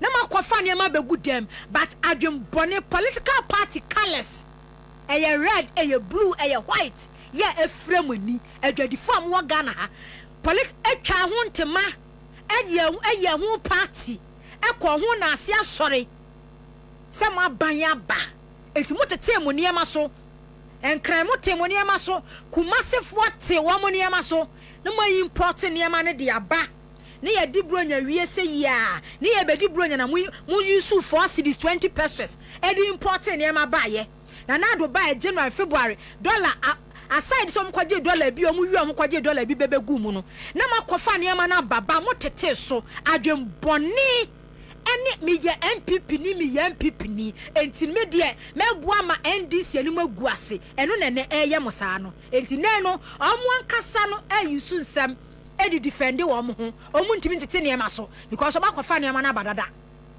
ena duty am tuaye ena me kofa ne ma ne baaye ena exchange rate dollar rate am tua duty ena sa abra me kofa ne ma no na dollar no eye 16 sa na kofa ne ma no wa buy fun ena net so wa buy fun MPP akufo ado baomia aban fun ena net so aban fun ena net so me se ye twen dollar no te ba na be te nso aba na te dru 10 cedis a mo de mo ntre ga hana mo kan kire se mo na mukuta musika eno makofa mo niema na mo tom enti de mo pe na mo de begie because mo de mo ye MPP fo udru ayi a okanshi ko kwahwe ko tudu kwahwe ko kantamantu dwem kwahwe wura kumasi dwem kwahwe beebi a be wura bia no MPP fo 80% enti o mu firi se omu nekuta ayi ebe di business omu nekuta enti de mo pe no omu de je ene dollar no eno ana ye 11.9 ene atiaba 11.8 me se etiba na ba bebedu 10 cedis a mo kan kire Ghana fo se mo te so ye be force me ama mate so check me bag ye kura me we bag we se me $200 a sa bra I can't remember we dey me fan say $200 a na $100 1,007 and it's 1,007 mienu 3,400 and as I me toss our bag we ya 3,400 na se ne a drop it e dey aba say 2,300 ya eh amemo na ya fun pa o me ya calculation me hu say hey say na memo ni ya fun pa teacher say na sa abre $100 1,007 and the 200 and say 3,400 and I say $2,000 no about 2,000 be say 2,300 and something if I say 2,300 and I say hey say go for na memo na ya fun pa oh when they say they be top pa because say $100 about 1,180 and 2,002 kra enti adenti ena wusisi nipa e ka kire Ghana ni se wuntimi ntini e mabo so and then good man wo MPP ni o wo MPP ni wo MPP agenda ena wo mo MPP wi ni ya pe no mo ya press conference na me na anemu ena mo ankasa no de betom atom wo kuro mu ha sei nyankopon okay ene edu 11.8 ama ene pound sterling 15.8 sterling 15.8490 euro ba aba from euro enam 13.3 euro aba 13.3 euro koya kokodru ebe set 1,100 euros na it was around 8,009 but ene euro 2,004 and no person catch them say untimi ntia de so because NDC aban ene wo so enkrofo complaining esa say so hunu say ade na ayete radio so ayeye dede na aye ka no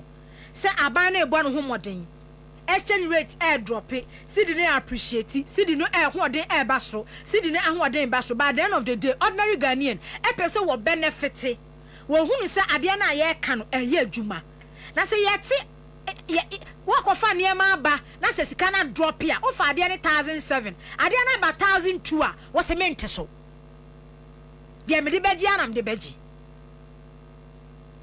trade minister e ma me Elizabeth Ofosu Agyare ye ma mo mre president Mahama ye ma mo mre finance minister ye ma mo mre ani Rollins stand na wo se use quality simu na atiasim an attack force na wo se wo mutisimu a e wo so wo mutisim na ye hwedwadifo no sa wo mo no a o mo sori MPP pieto no wo mo hyencha adwom bone kwa na wo mutirimu no na ya force no wo matene ma bo so because o mo ntimi enjoy e ma ye so ye mre tama na mo toto ne ma bom bum bum bum bum no na mo twen mo ntwen even a week mpo wo to ade bom ne ade enu anumre ne ya tum a wo sa tum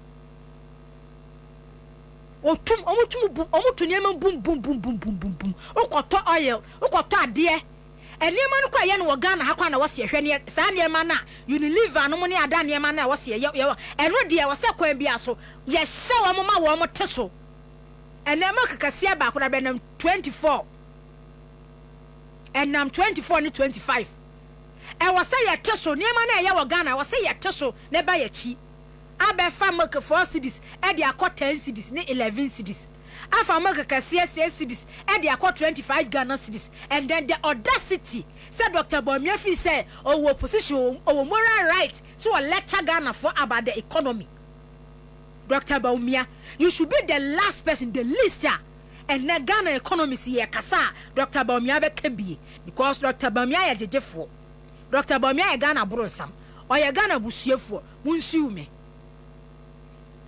wouldn't any moral rights, Dr. Bawumia, any MPP for say when we are talking about the economy. Some more MPP for Dr. Bawumia can be. Okwa abrochire na wa lecture Ghana for na watu ayam pia ka kire say NDC ban we introduce policies bia. Na wo Dr. Bawumia wo gold reserves I will gold for oil. Na say gold no reserves na 30 tons no. Say na etimi ma see dia ho oden eba soro e ma dollar drop dia adana Dr. Bawumia wanye. Hwe Dr. Bawumia head economic management team. Finance minister Ken Oforiata on any ati adonwa nwoma so. Ken Oforiata fa ne nyehwe. EMT economic management team. Enipa na wo mote wano no. Bank of Ghana governor Ernest Addison. Omadan say TV ni remote and wo mu control nu President Akufo-Addo and na busuanfo Ken Oforiata o mu control nu. Omo ye nse zombie and omu control ni say ya twes kama ye say and wo ye and Dr. Bawumia no so a ono say vice president no ono so omo ye nse zombie and omu di ni siwa no montu won ka hwe and whole Ghana population 33 million enipa ba ko Ken Oforiata and na control man economy and mo say wo man no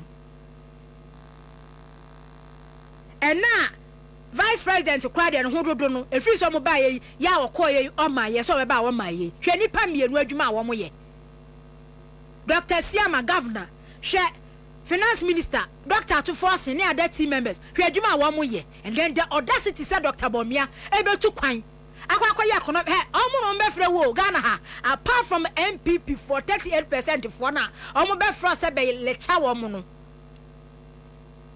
say various universities no ade omo ye program na first na wutum futo no mu bu respect we fi say that be where e ka economy ne ma wunimu no ene bi si okroma bia mu age say UK no ni US no ne ade na ho no ma na abekọ akwa toto sa yampia no because ene Ghana ha no ugina baabi auditorium baabi ugina domu anim na say Dr. Bawumia wo start say wo kase enipa be serew enipa be huru gold reserve say gold reserve na wo se wunya mu keep gold our Bank of Ghana hono no say na etimi ma dollar e drop here enka e drop ba from pa because the MPP the just one NDC the just 1 ton and aka ho na say dollar etimi a drop from January 16 15 aba be do 11.8 e common sense na waka kira me say wona wo wodi ade no fa ade ni free 4% and it cost 17 cities 18 cities no wo good ideas to manage the economy we introduce policies ya wo betimi di strategize a plan ahihye ne ma na ye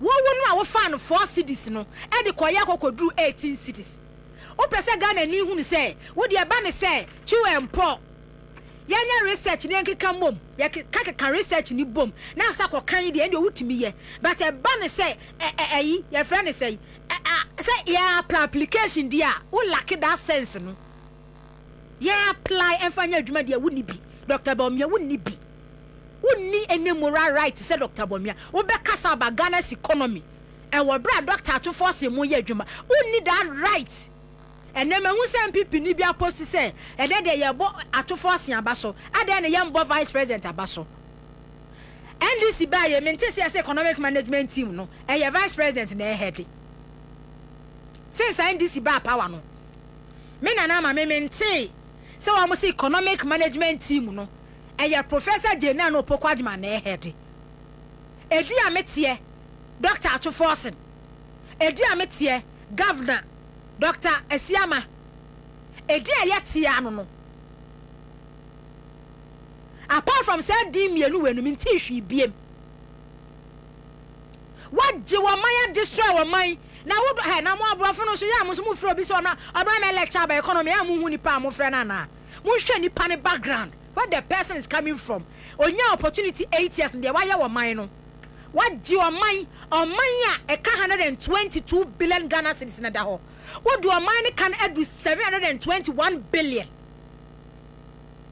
Mokwaya external debt restructuring. Ena your creditors 2.8 billion dollars a chair. Your core IMF International Monetary Fund. Your quiet debt restructuring program. Back and forth.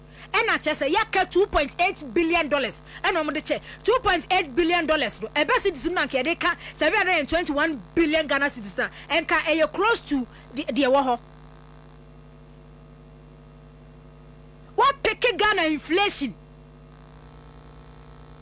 Na inflation you say 15%. Etimi di kwaya ko do 54%. Dr. Bawumia, moral right be na wo e de lecture about the economy. From 15% inflation to 54%. Time my MPP for ye dede wo Ghana ha butubutu gidi butubutu ya mu ya nkwase ya dede kira Ghana for se Russia Ukraine wo COVID no na Benin inflation 5%. Togo inflation it was around 3%. Benin 3%. Togo was around 5%. Nigeria no see decades one inflation equal 22%. All the neighboring countries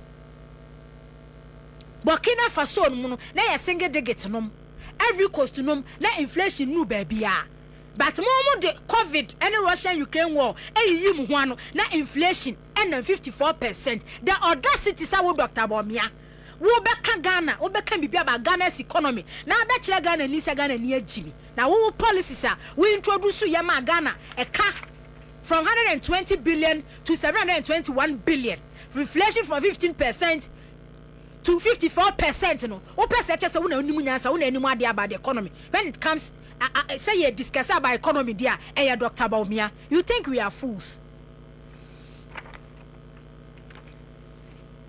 Debt to GDP na you say Ghana debt to GDP ya mbebe to ya o man eka ya na eda ye so yet di o man no edwapade e bibia kekabo mu a President Mahama na mo friend the incompetent Mahama no na 54% debt to GDP akoya kodu 104%. Debt to GDP akoya kodu 104%. Ya chese Ghana na esi wonu no ya gimu bibia kwase edi tua ye ho aka na ye san so kra hia additional sika foforo ene edi apisu de tua ye ho aka ye nya junk economy ebi si Ghana da ya kwa emefa kwa ba de odu o man dru ye no economic risk di ni mizaya no ne ade de odu o man dru ye no empepenso Ghana dru ye no ne ye nu bi da debt restructuring program ayeye na ye hu abeg ye creditors ye pa wo mo chow China for the Ghana ni ma ye fom revenue process ayi amunya edi free koko mu mumfa bi mra me si awowa is ayi electricity tariffs amoje bills amoje mumfa bi mra me guarantee ye collateral ansa na assign mo ayi di amamo na mo nam Paris club na mo ye meetings na mo kwa na mo ba Dr. Bawumia where were you na ye fa na wo ayi na Dr. Bawumia na wo and look at say me da ya me sorry ya me ti say Dr. Bawumia the audacity and then me see video be am say Dr. Bawumia ka say NDC bad okno boa ye den wo ye otrofo wo ye kontomponi enye bon kwa na Dr. Bawumia wa bon enye bon kwa say ye nya vice president wa bon wo san so kan no who told you say ye to dokno bom when I catch us say ye to dokno bom Dr. Bawumia wo ko to bi when I catch na wo say ene John Mahama Ghana no ye to dokno bom ni ye tumu edi besi January ene ma o mu tumu December January na mote so no ye ntu bibia bo mu ebiemu Ghana ha enkabi enkabi Dr. Bawumia enkabi because mo lack that right, that moral rights no mo lack. You people were so incompetent, mo ye so irresponsible, reckless, adwum boni na mo sound so ye wicked. What's are the criminals can wo dem see besi?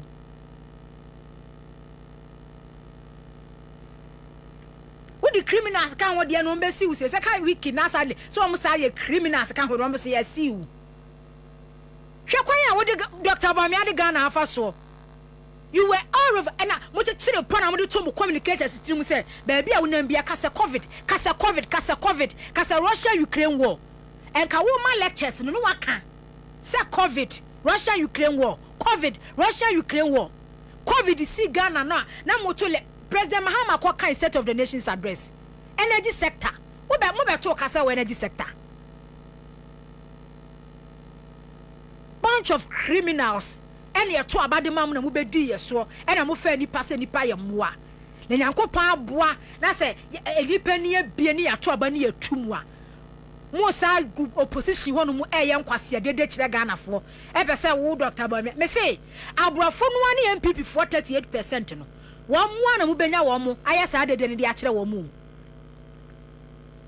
by 57% for no ye ni anwa ye ni ate muntimi deceive ye biem ba Dr. Bawumia sa dede ni jaye dede no jaye because sa dede ni sanse munu no amudi ye no enu ti na political party ti say MPP edu baabi no party amu na mu bum ho say mo de mo ye middle class for enim di for party no say enim di for no hu say mo deceive wo mo ya dada for mo ye nkontompo for mo nka no kore ento mo nyina da ne mo chidi ma mo Doctor runs for jamponum, economists from Ghana ha, professors ni doctors from Ghana ha no mo a wo mu du o machi no. It got to a point here. On realize who say mo ya kromfo, mo be bo wo man ne krono.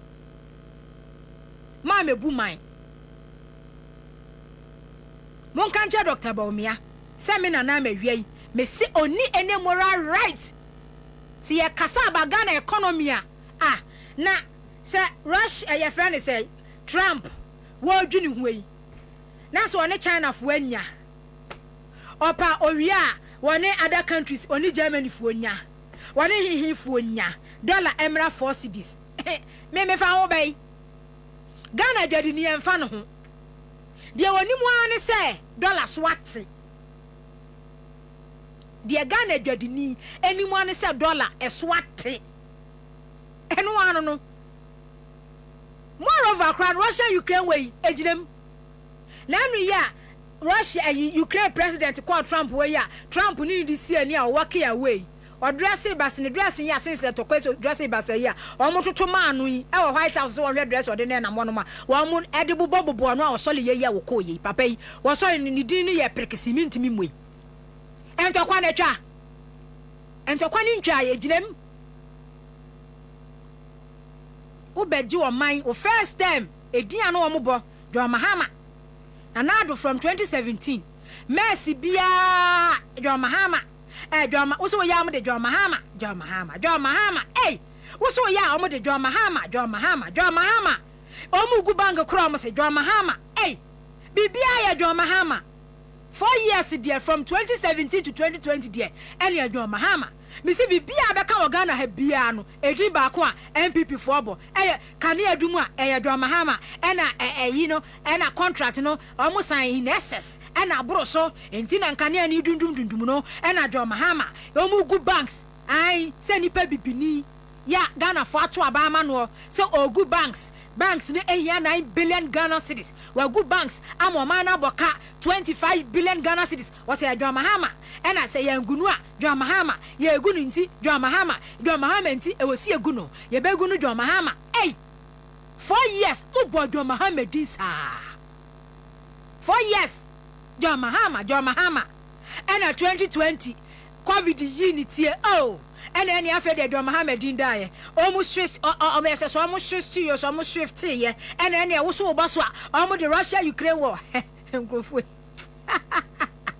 From John Mahama, President Mahama Swabro. Oh, and any chance, Yanko boy, ya, President Mahama, Yanko uni free and a COVID see, COVID see ya, then a COVID, and a COVID. And a COVID. Oh, no more COVID. Moka COVID and Russia, Ukraine, or cyber boom. Oh, I fed ye. And what I fed ye. Amuya yape, COVID bebo wape, almost say Russia, Ukraine, or COVID. Russia, Ukraine, or COVID. Russia, Ukraine, or COVID. And why not just say, John Mohammed D. the Eda Kakra, and I fed your Musolia, and a Russia, Ukraine, war, sa, did sa, Raddy. Omo de sa say ya John Mahama sa no mo de say Ghana 4 years say ya sa e say ya sa memo fun kro no bo memo sa de John Mahama sa e no mo say niema e the next 4 years e the Russia Ukraine war na Nyankopon boa na say President Mahama ba na wo ka kire Ghana fo say unnecessary expenditure or kate kwame munya na mo fa adroba fo na yinu to na mo pe drivers ne mame na ye no mo nkasa na afi me mpeke course kakra se Nyankopon wa boa ade ni na de CTV mo amfa mo no makam ho aha se Nyankopon wa boa na se President Mahama ba na se eniema ayeyi a Dr. Bamia wa start wo kasa wo sabe bubodi John Mahama he said that Ghana edru ndi efa Ghana mamu biemu mo forget because man kasa kwa no muni candidate ai na anu mi hu se ayi maami ya na ayi district ayi common fund no oda no yi maami ya no ye MP didi kura de sei ne ho fefefe mi hu so anu so atia sikantamanto se da bre wa hu se da bre so ma promise say obeye ayi vice presidential candidate eti bi go say what ono so atiasi kantamanto ekwaye donation mudi candidate because any pana mala ne omo app no bre champion na say ye kan bre champion o constituency yes hospital yes one mama hospital na asay hospital na say wo ye member of parliament abeye minister won kwa interest u business nkwa ne hian bre champion interest nkwa ne hian no bre champion eti Ghana hanom no apart from the businesses yenyan no na Snit hotels won kwankoto Snit for hotels won kwankoto apart from nkwa personal gains awoye won bre champion ade airport ya waye de ama Ghana pe president yedi former education minister Dr. Duchum or president yedi man set kura mu bokro no wom mathematical set kura ye to edema school for nkwada akwa mu bokro no wom computer placement kura education minister u code kura ye bokro no computer placement kura no report baye manase mo report baye na wu code ye told them out for 12,000 10,000 wo Dr. Duchum education minister wo code ni ye ton e de my parents wo Dr. Duchum o person be president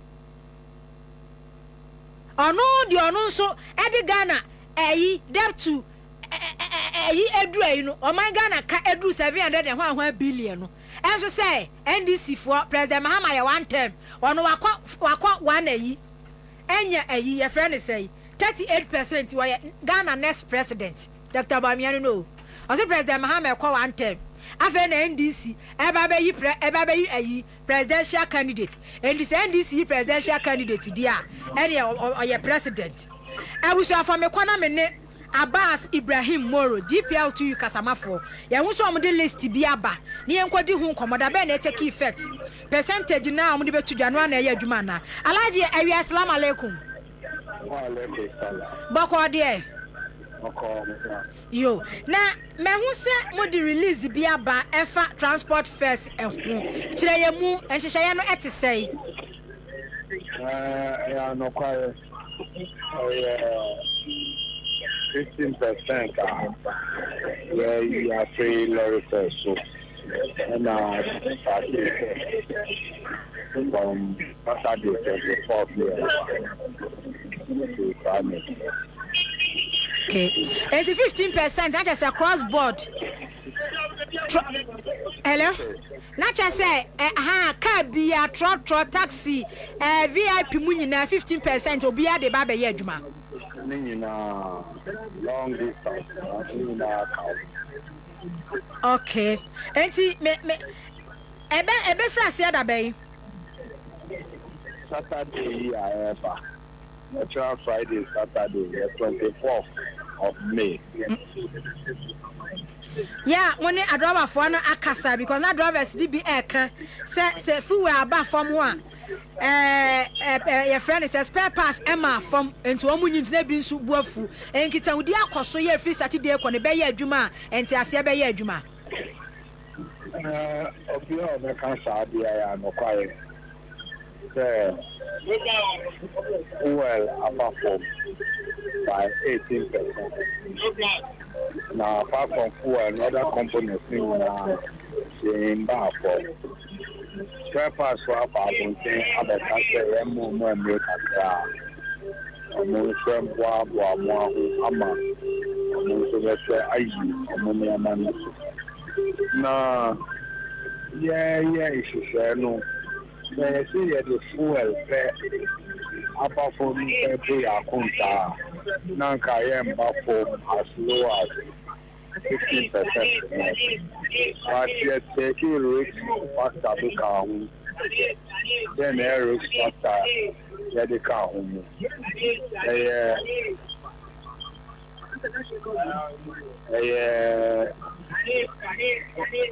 Percentage I have for me. Where for the first part and then lubricant who say I acquire name now say the mango no fair for Kunta now be 3 weeks time and now 2 weeks time where so no tap up ammonia manusua next year no so the say I am I better I will press. Yeah, for another lubricant, I think I'm also on things of my so I also say you I am start angular press. Now when we now I factor share more, in such a way the purpose for now, Papa, that you should across one. Yeah, start to be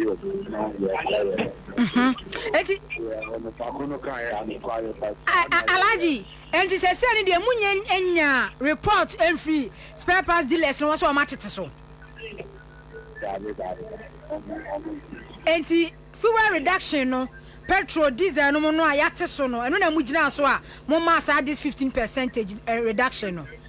And yeah, no, me say ya factor me am be to say spare parts for no and they are for account.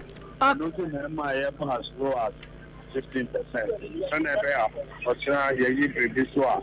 You go share konya bio.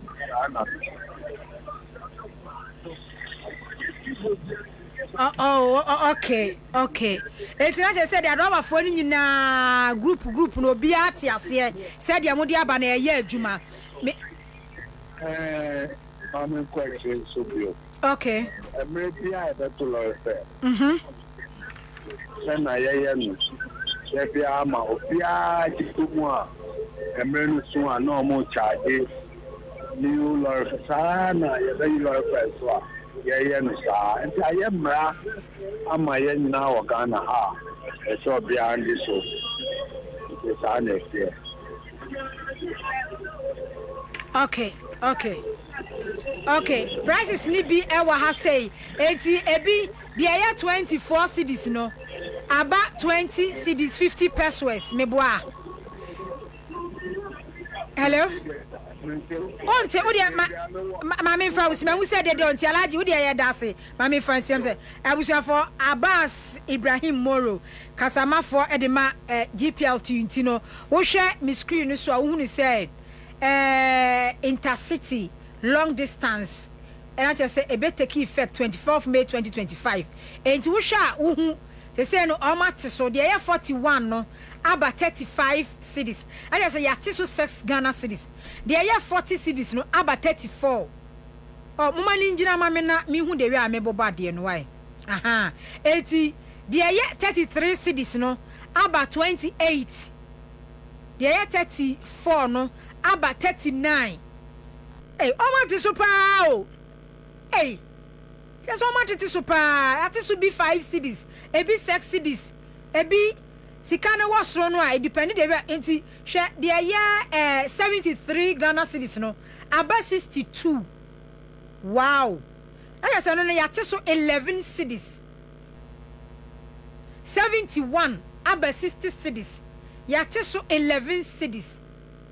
70 cedis about 59 cedis 50 pesos. And wow, not just say ya so. Ya 17 cities about 14 cities. You be a share. A BC our chrome had a chepa 15%. Enti dear woman no. I just say a free Saturday. Can don't see a boy ya. Maybe a wuko biano. A take effect. Ya teso. The artist of 5 cities yate. The artist of 10 cities yate. The artist of 15 cities. Elsewhere.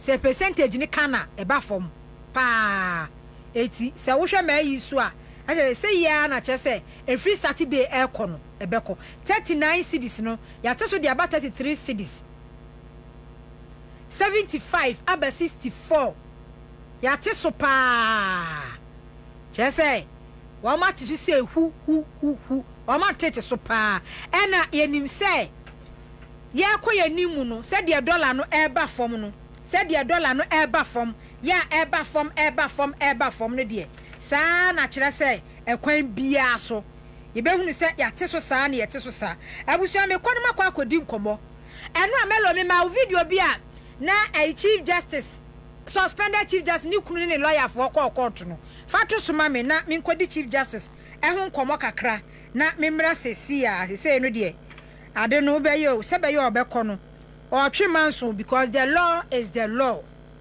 The law is the law. And the suspended chief justice say, in as much as said the law is the law, no dear. A man so near or better pa. Lawyer are not chief import, private legal practitioner and historian. Your name got to come enfa chief justice and so and ra. Or no so aqua file suit for our court in efa. Samre ni committee ayati a omo ba betena na sem no eso efa bi was wo per public hearing enum ni nema bebre me ni lawyer anochi frimpon entwetwe ho enkomo lawyer wiai ma ha mo akwaba de ba citizen show so bacho me joso yo na bibia bokọ de me ho ye pa yo ye share ye e wo studio achepa ai yemra chief justice nsensem eso papa minim se asemi frase ya yete yese petitioners miensa bi e de petition ama president Mahama se chief justice e de nkekawa bi akeka ne ho enu enti yehwe na se adwade ma council of state members ama wo mo so tena mu afa ye de yete ya ne se ya establish prima facie against her just wo wonsemfo bi a wafom e wo so yiyi ano na president ejina ni tumi dia so a o suspended no emra eni tumi so en o suspended no wo follow abepem enra chief suspended chief justice get to tokonu enso akwa file suit foforo e wo supreme court wo do ani dia kire said ya ne start ekona as a legal practitioner e dia na wo ka dia fa ho oh ye metumi akano ene se Ghana yamra kuni na ye constitution no emma president indirect to me bi o to me the Chief Justice bi on penalty. Na ne ya na se nipa bebre mfa wo wadwene enko. Nipa bebre mfa won adwene enko. And say Nkrumah mreso no that's Republican Constitution. Na Kwame Nkrumah wo tumi se ode na no de pam Chief Justice. Na eno ana 1992 Constitution wo mo draw ye. Wo mo steady ye no wo se ba ko ne ye hash do. E ka ho ne ye Kwame Nkrumah ye board chief into this time no. Ye bemma tia yo bemma president tumi no wa Mr. Chief Justice be open. No, you said I'm fun to man kata kakra. Enti say ya throw article 146 was say Ghana mind Ethiopia na junior ne say emfata say obetua nejuma eso. No, say the petition come president. Mr. President, I bet you will be out and I'm gonna have to show the petition in the Abram. The Ben ya, the president, and I saw to put down. Council of State Akachi. Share in 7 years, and son, Mummy and Noah, I come to Abomuno, the committee, yes, one woman share in 7 years. But also, people, I'm an onino, sad here we are. Now, can you buy and say, oh, quite fascinating justice said you can an edge because dear president, not the quite done. Council of State, no more for margin. With the Constitution, the bachelor will say 16 regions of Ghana. President, no, that we see a Konyaswa, Council of State members, no, also a name crop from every region. From every region, so we have government nominees. In a government nominees, you know. I buy not here to no one young and tough one for Oko, the Ghana for some bois. Omo Mr. One was said, I didn't and an angle and a Greek and Zuma Henry Kumasi. Oh, Nana could see where do I above, cancer where do I above. Or what did the NDC for catching so MPP. Jadinton and then Brasso, MPP Brasso one standing and then other standing. And your Pamo de Biakete, intimate. Council of State, not President, petition, no quatra one. Only on one in Crawford. And let you mean I am Mahaman Crawford. And a Bako and the Kufad, almost in I am Kufad and Crawford. And in your president, the quatra, it is all each one, no one. It is sending out what they chill over. I said. Yes, it is about now, so we complain that home crown. Woman, I in the okay. Who come out? You say, your home company, yes, I are there about. I say, sir, what would get to Munaya the committee, listen what they are. And you're not when you're banyans of what by Juma, let's say, we say, President, not your conventional, you're not so that Pamo. And we are faster. Men question the people what is send your Chief Justice and your lawyer be fan will kind of have. What MPP attorney general send the lawyer. Let the panel be a so move on. That's why we say you have account. But me talk with no partner said, Daniel, we have 8,000 over. You have no 8,000. But your 8,000 lawyers. When you're young, for Ghana say, MPP lawyer for an offer. No, lawyer look at them, the work of more. What I say, your friend or son, mammy, say we and MPP flying now, mammy. You got that to prove to people that you are not there. Rather, Momo, a son of lawyer, penny, walk of fun. But on my minute to my sermons. Me, my sermon, and they said, your constitution at the moment a president began one daddy. Nor they depend room a bit of food, liberty was the Amsha was the moon. What per wood for a song of the box, you bet do it. I didn't tell you about you. I think a 1 person now a class there. Committee of 5 persons report to the Baba. President Pro and Paul, and that's all the year. And your president, you see the discretion and yeah. So it is a way of saying, you may say, President, what to be so baby, your friend is a Chief Justice said, no more, Constitution and President Nano. And he answered that you are better for a better for the woman and wine. And yet, Supreme Court judge for you. And 3 people are present. One more something to say Domelevo. We end this what harmful to say Domelevo. When the president what Nakranda.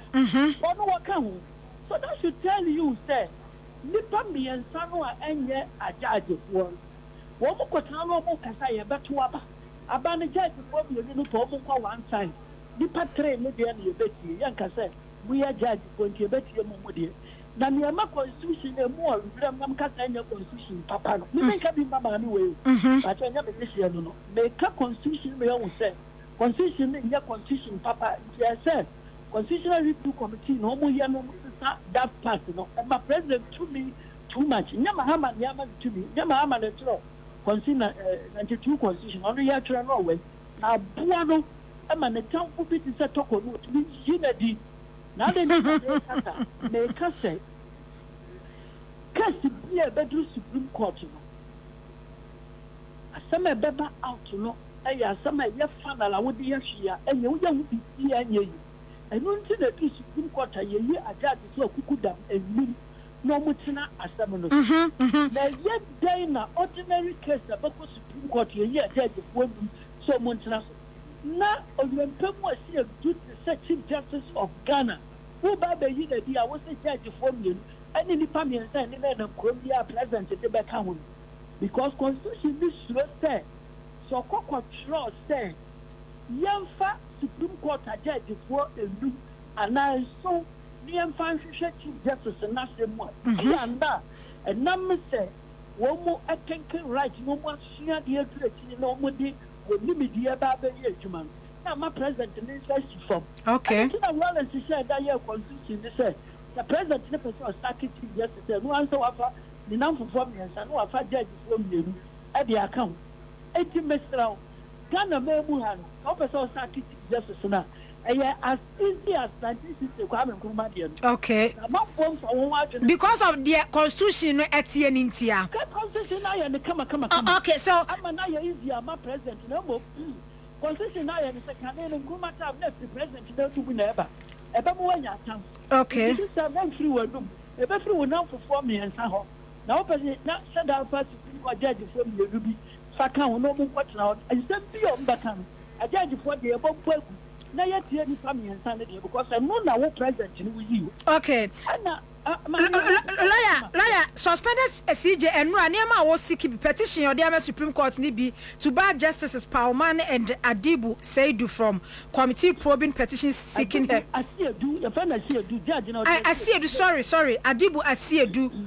Sir, Judge, Supreme Court judges 2 ways say no. Sir, committee now one more probe those petitions no. Yen shall see you one more a free so. Madam, I don't know what can. What's the matter? Indirectly, the partner say, Yamma, Toko, Sabe, or don't a lawyer for in the modern the book GPBR. Hey, Chief Justice, Chief Supreme Court Judge, Chief Justice, I don't know, F.I. Marahon. Make Chief Justice, no. Why are the Panadu not F.I. Marahon? Sanadu, a wood of Marahua. And come on, who say, what's the star? I see you do, and the poor mine out in the Pafo at the bar. So we have a crowd at bar. I said, Pierre, what much we are Emma attain. Then the Pammy and Sana Domelevo account. Okay. Very simple. Okay. And Tinio or Hano, and number 2. President to Tiakunas, and no one a judge for me, no, show more background.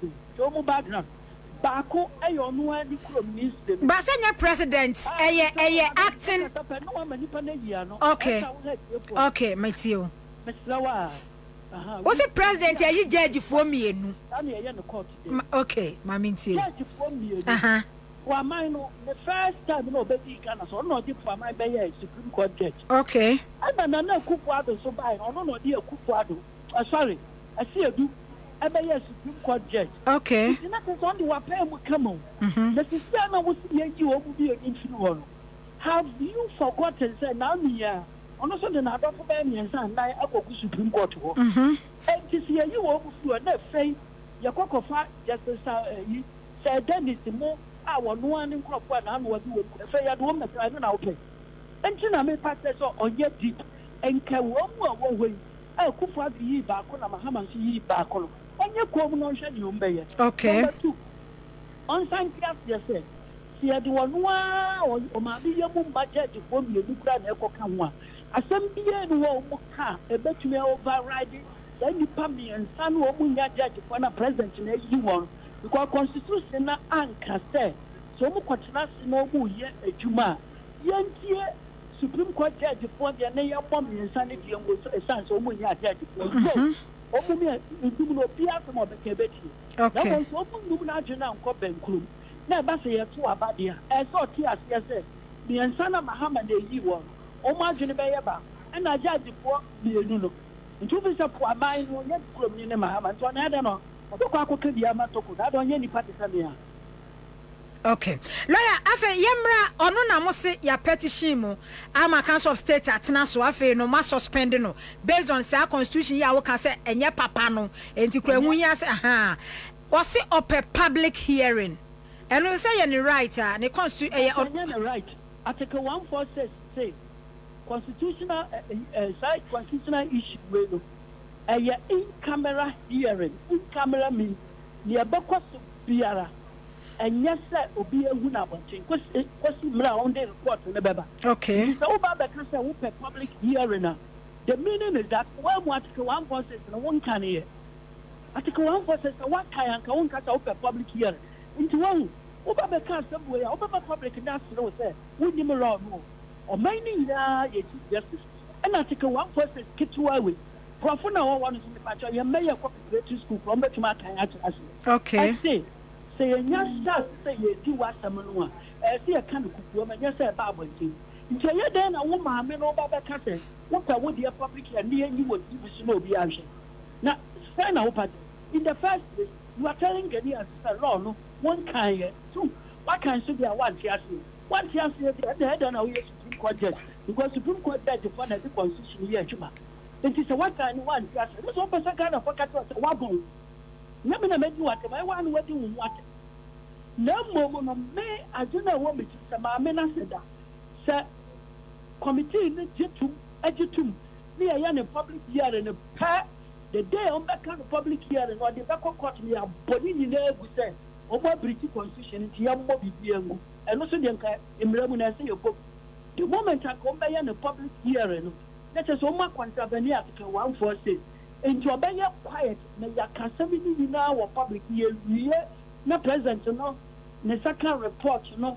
one now say you chief justice na di pe no the Supreme Court bi em say committee ni pretty article 146 e do mo kan na sam wa bonchi wa bra constitution ni kan say yanya santi yammo ayi nsemi ni na ewu emra mu na say yekogu nti ada say ma me no ajo kwani na woni mo de kasa o pe ba bi ejina na so say on read the article 146 well read the other na say one tias so then na we Supreme Court judge because Supreme Constitution we ya dem a lawyer for ni a judge for na Supreme Court for na interpret it is a one tias then na nya say what na wakonya supi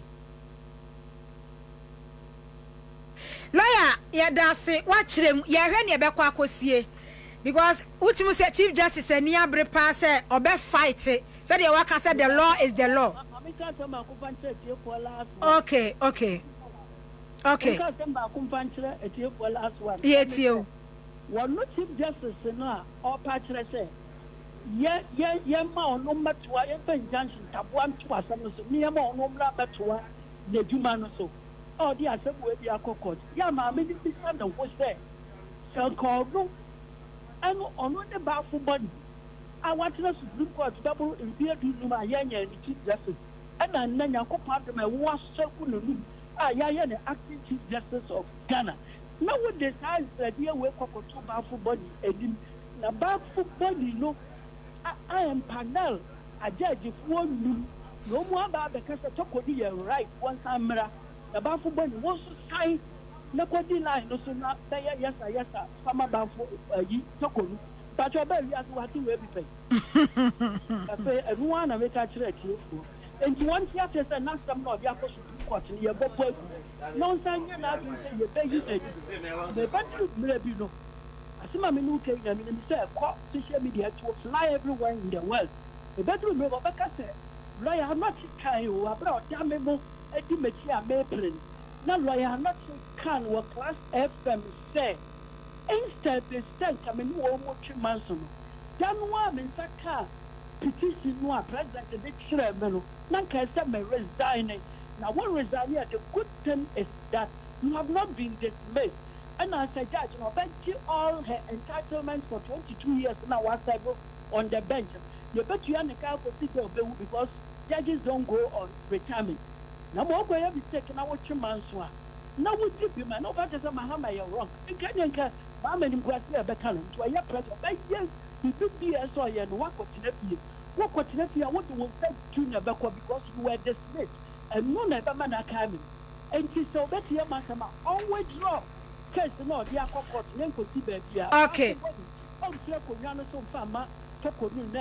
Yo. Number 2.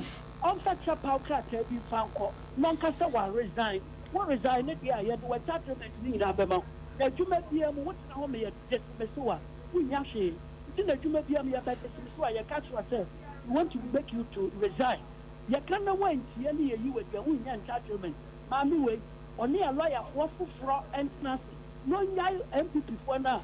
Omo na ya ni duodum lawyer wi ya da se abusuafo lawyer me me ho afrim ya ni lawyer no chief from private legal practitioner historian wa kirem akọ ase ama wate ase mukaye a speaker of parliament mabedwafo atranse but we videos bi wo hanoma ya di fefa mu sesi a na discussions no atwaso speaker of parliament Aban Backben say minority leader afenyo marking sa yi vacancy ti hu sensem e course wo parliament a afenyo di America court supreme court no mu ni ade ko ensam no court high court supreme court a title sorry na eye ejinamu ediama speaker e draw chief justice get to talk on attention say one of the supreme court judge no why MPP parliamentary candidate da enti case bi say no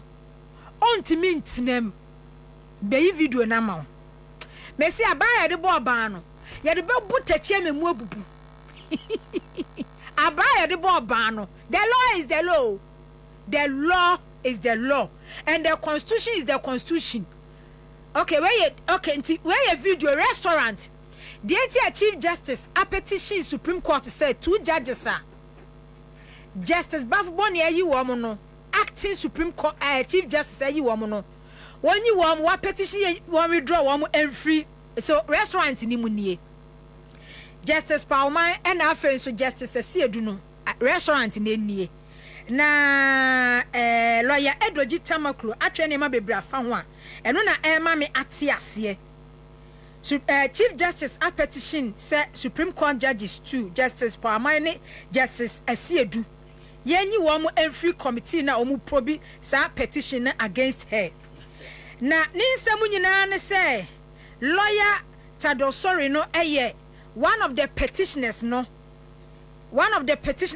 a lawyer na oni sa judges 2 we mu no akwakohia o restaurant enti so makwakohia o restaurant dia video ni na da so no omu entimi entena asem a efa no ho a ya lawyer le judge fo ni mienu akwakohia but so we restaurant ni explanation a lawyer Edroji enya botre akire mu nu a utimi se sa restaurant wono mo no omukọ ho didi judges no ene sa top ayifo no omukọ ho no mo ekodidi enti se wo hwe video na wo behunu se enya Justice Pauman ene Justice Asiedu nkwa ne kọ ho lawyer your friend say judge you can did say Kolondi ono President Akufo-Addo ya ena chese omunyina akọ hobi ena afen su kotai omunyina nso ewo ho no mu ebi enti Tadosori no kra de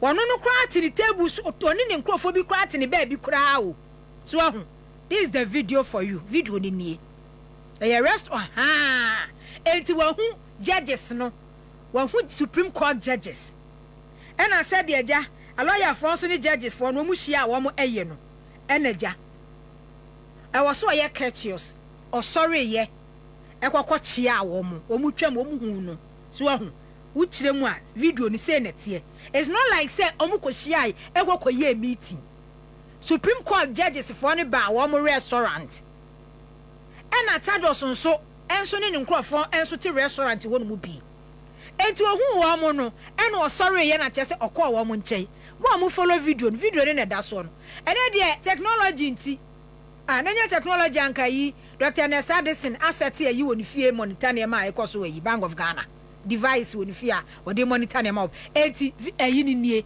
won so makwaji CCTV and bibia capture restaurant won he aha o mu na ewura mu no okay ha and watch ya itadosi and watch ya ni one of the judges Supreme Court judge na and we try na hagi into omo no eba wo mo kwan eno mo kokotena wo mo table enti o say wo ye lawyer uko Supreme Court no ahu judges empany eno wa koye a wo chia wo mu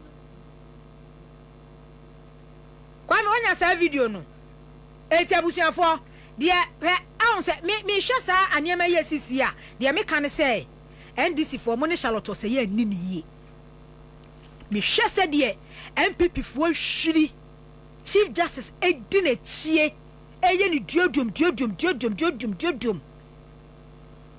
first MP ene di kan court enu ya yi ya Godfrey Dami ya ena na ye ni lawyer na anu ya enkrofo Franso akwamanu interlocutory injunction ya boagu ena Chief Justice na suamu enso ekwa ayi former AG se me hwede wi a MPP fo edi mami ya chi pa follow mami pa fight mama na hu se NDC mu pa Charlotte se mu yini ba ko hye ne nsem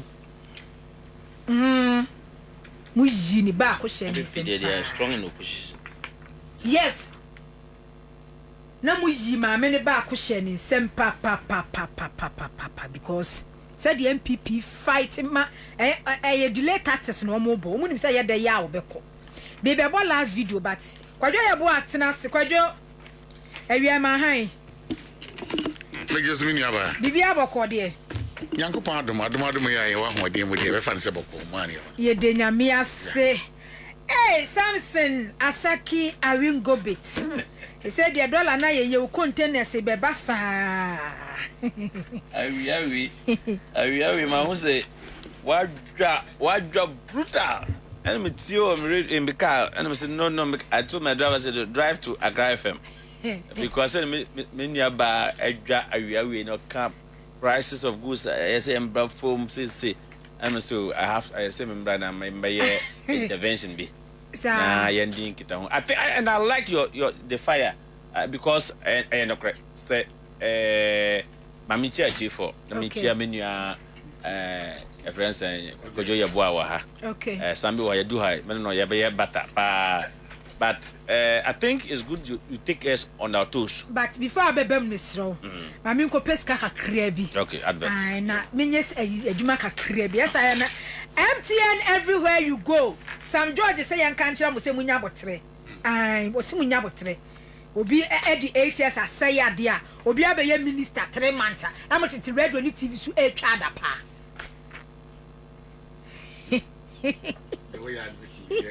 MTN say everywhere you go 10 Ghana cedis per ubenya MTN na where you su MTN SIM card 10 Ghana cedis per 10 Ghana cedis per ubenya MTN Ghana MTN SIM card na where you su Ghana hano mu nyina MTN e papa se network bia o Ghana ha MTN papa se bia Omo network bibia data bibia enti bomode apeta cities na kokwaje ode afei 2074 ye twanity afrɛ T74 2074 Misha wodwaso boost immune system typhoid how fever wo kidney yade aba ho hepatitis wo yam taaya wo yawa yase afense wo BP how BP beku mesre wo abomode apɛ 2074 T74 asthma why kese wuro of basa bi obi a diabetes ye ha wo obi a ulcer ha wo misro pedua ebe boost your immune system infection bia ba woni pedua num wa hunu se cancer ba woni pedua mu a de hunya eye 2074 wo wura ha wo so peti 74 T74 Ghana baby a ton no bia no pharmacy herbal shop bia benya 2074 84 frɛ 0246 073498 0246 073498 and I say 0501 628931 0501 628931 o from what Bills microcredit is some country will say o Ghana card bo modi akwaje bosia ai na efetwetwa fire business twetwa ho Ghana card nko na wo hia enya kwadfo don't be lazy enti enya afa na akoye deposit umfa bibia nkosi awowa unkoye susu bia Ghana card nti ye beboa amonya bosia free 0596 920833 0596 920833 terms and conditions apply. Afe Go TV we say hey Go TV family wo ensempa edemau we say Mnet movies 4 honom channel 150 honom no wo besram wani age release stress enkoda wo fie movies bia pesa wo hwe bia eye kama bia no Go TV stay connected no an star 759 hash no one with them sanso and a shannon so say Jored rarity semen cancer was so what on sasia man so tribia anyhow full plot 70 by 100 25,000 Ghana cedis per we deposit 30% omodi akwajo di ati ni nso toyi omo asase dia misro enso be yida fankran kora abeposo enkan to koto bi ati ndi pe bre wo kura yi mu na ye di free no atua Saturday bia do manfo akoye nsase so office no Jored office committee 22 Aferiwa junction Tema Michelle Camp road no so ha free bus kwana kwahwe asase na jode free 0533 553 266 0533 553 266 and I said 0532 377 137 0532 377 137 adanse hu ne ma bia bebo ama wonsa ka bi Father Abraham say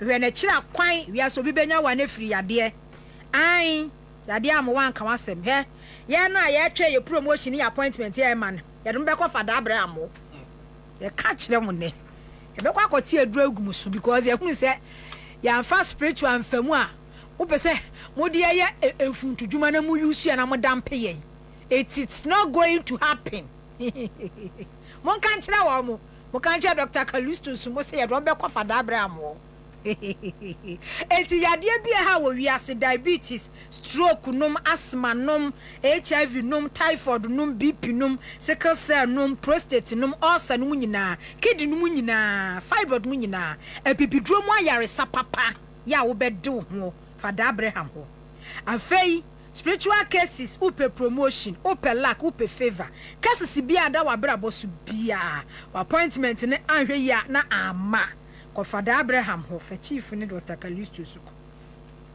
ko te kakra bi gu o so mo fa de ma ye wo soap wa ma fra won so fa soap ni bi dware fa bi sira wanim okwa ya hwanim sa obi appointment o ma se din no mo de ama ya wa fa ko barrier so faster oil filling station free 0244 371695 0244 371695 opa fa be ma bi ko ye for boys for baby ko ye for girls enya hwe enya bone obi ndo no enya bone obi ndo de enya bone kra I go bit na wo say me bomu right me say na and I was so excited that at least Ghana for a mom koda obia person who say yes say aban ne buy na aban ne mie ni etimi adwumadi na city abafom please na abafom then of course it should reflect in the price of goods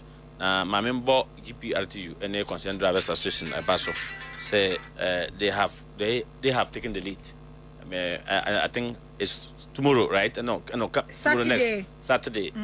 So those prices will be reflected. Same pepper na say you are the in one market. We should also respond to the price reduction because Ghana for if the time the government came no sekasiri no eda so kosro but all miss kayabakasa anambwa yabakasa say abana ba no man ntime yahute the everything is running up but if the government work 24 hours now that I know that the 24-hour economy na John Mahama kind no baba di super. So yes, we agree say nema prices say na pese emba from no entisa ana say no di kan say mrebi ye nema price because a buy for buy no. I think going forward no everybody will do the needful so that in fact who did you crampa you are still a consumer anamwa. And so I strongly believe say we will definitely see some level of reduction of goods. Maming so mean can say shipping lines so I will have we abroad no by nanama say customs this week I say among change rate not to like 11.8 and then rate 11.8. Okay. But custom couldn't change on last Tuesday. And see the rate that we are using now is I think it's 12.3 or so. No, but there was a technical hiccup somewhere. But with how? Yes. There be NTSN technical the any day.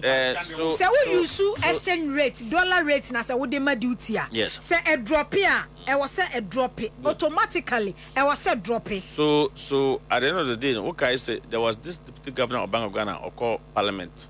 I think Parliament committee is something committee in Parliament. Now can say the rate that they normally use, they look at three base rate and they pick the best. So Bank of Ghana, I don't know for whatever reasons, every Tuesday, like Monday 12 a.m. So when you say 12 a.m., that means Tuesday, isn't it? They were supposed to change the rate to prevail the current rate. Unfortunately, Bank of Ghana couldn't make it. We have called, and Custom have come to plead that it's not their fault. It is Bank of Ghana, and so but the rate has come. The rate has come is 11.3. If you go to the interbank today, 11.3. But Customs is still using 12.3 in collecting duties. So we have raised the issue to that level. But not even a custom that we are so much worried. The message about the Hammond. Yes. Was it yesterday was 15.8 at the Harbor? No. I know 15.8 at the Harbor. What I do know is that customs shipping lines, some shipping lines are using even 16 to $1. And yes, and I have a document here. Okay. I will have a document to give you to that if you want it. Okay. So I think that Bank of Ghana, Minister of Finance, Minister of Trade, Minister of Transport, we need to do something. And especially, most especially, our own Separate Authority. Now we have the Act 2024, and I think that I know Professor Gambo is working very extremely hard. Somewhere I think I saw a publication said that the shipping lines are not ready for them to regulate, but they will make sure they regulate them. We have the law. In the beginning, those days that we did not have the law to regulate the shipping industry, no, the downstream, no, and law, no. I also heard say, and I also read on City Business News that Vice President for SWAC, Ship Owners and Agents Association, Minya Payne Ayana, and also call or granted interview, or can say the shipping lines does not use the BOG rate, and that the shipping lines are using port of origin rate, and I think that is absolutely. I don't want to use the word nonsense because in our tradition he's my senior brother, but I think that he should not use that because if the ship. I will go with my NTS here. Shipping lines, no. Omun use Bank of Ghana rate, no. Even the rate that custom are using at 12.3, no. That's not what they're using. Some are using 16. See this, and I have a document to show you, to prove to you. 16 to rate, yes. And when they asked, they said at the time the ship arrived, the rate was loaded. The rate was 16. So they are using that rate. No, but the rate has come down. It has come as far as even 11.3. So they're supposed to use the prevailing rate that Bank of Ghana or commercial banks are now using to trade. Okay, that's the rate we're supposed to use. Okay. Not time. So what they are trying to tell us is time the ship was leaving in origin coming to Ghana. No? Now the rate at the time was 16. So as it has come and the rate has fallen, no, they cannot do anything. How can't you do something? It's not free. Nippon on to free. Say at that time it was free time. Either we pay postpaid or prepaid. Say, family the back Ghana. Me free no say 10,000 free time. And I'm going to say do Ghana, but I will still give you the same dollar. So if a $1 today is going for 11.3, why would I go and buy a dollar at 16 series? So what it means that they are cheating us. So I they bought say and that they are not even using the Bank of Ghana rate. How come? Who is the institution that we can go and report? Is the Ghana Shippers Authority?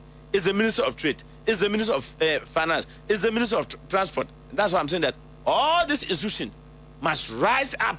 They should call. I have the document here. Any of the ministers who want to see that shipping line, that is, I'm not afraid to mention the shipping line name. And agents are listening. Importers are listening. Say some shipping lines are using their own rate. When the rate about Juma, the rate fall up to 11.3 no, and 11.8 no, shipping lines are using 16 series. Your business explanation on the no, and maybe so obi kwa just asking in our porta and to Baba do back and say on you know. Meanwhile, government has worked tirelessly. Atofos have never slept. I don't think he has been able to sleep in his home for more than 7 hours.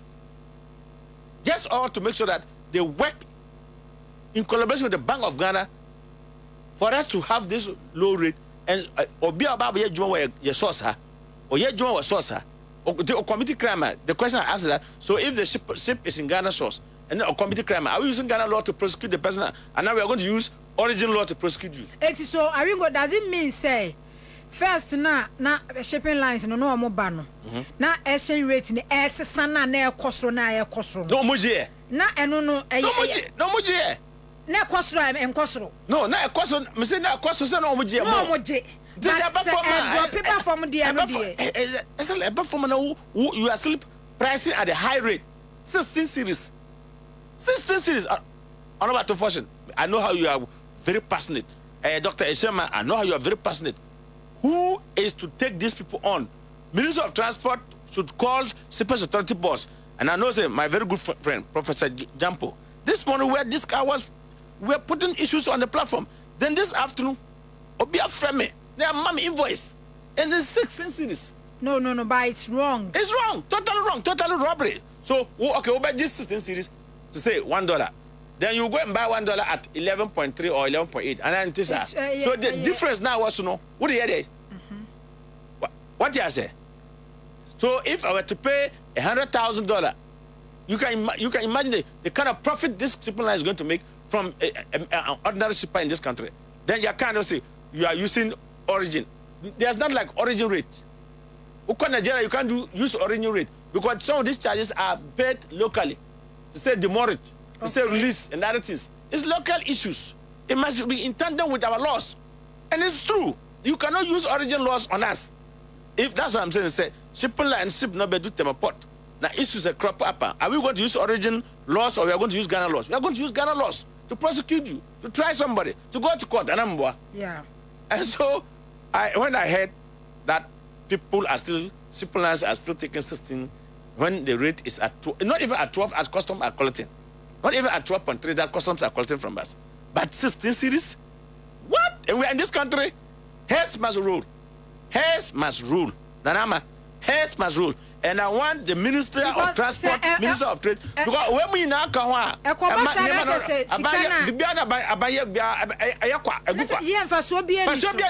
yeah, say yes, and will not benefit because somebody said that shipping line sitting in Tama here, not respecting our laws. Yeah, and Rawunim, and Ray no binam no complaining, and Ray importer. Yes, not all complaining say, I'm Sabani for an inco. Shipping line. That is why I sit here. As somewhere my car was since private government every day is a bank rate 12 season. Now shipping line, some of them even pay their rate at 20 cities the whole year. That they close it. Okay. So that when it will go up or it doesn't go up, they will still make. They have been making this money for a long time. And I want to see price reduce at the market. If importer go and pay this thing to shipping lines or buy on reduce price no. Wow. Meanwhile, they are prepared to reduce the price. So please, abaimbra.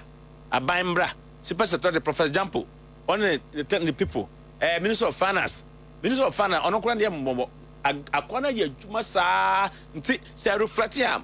Me person on some come back and yam bon say, wa atu, yaba, waba, what yasa, where you drama.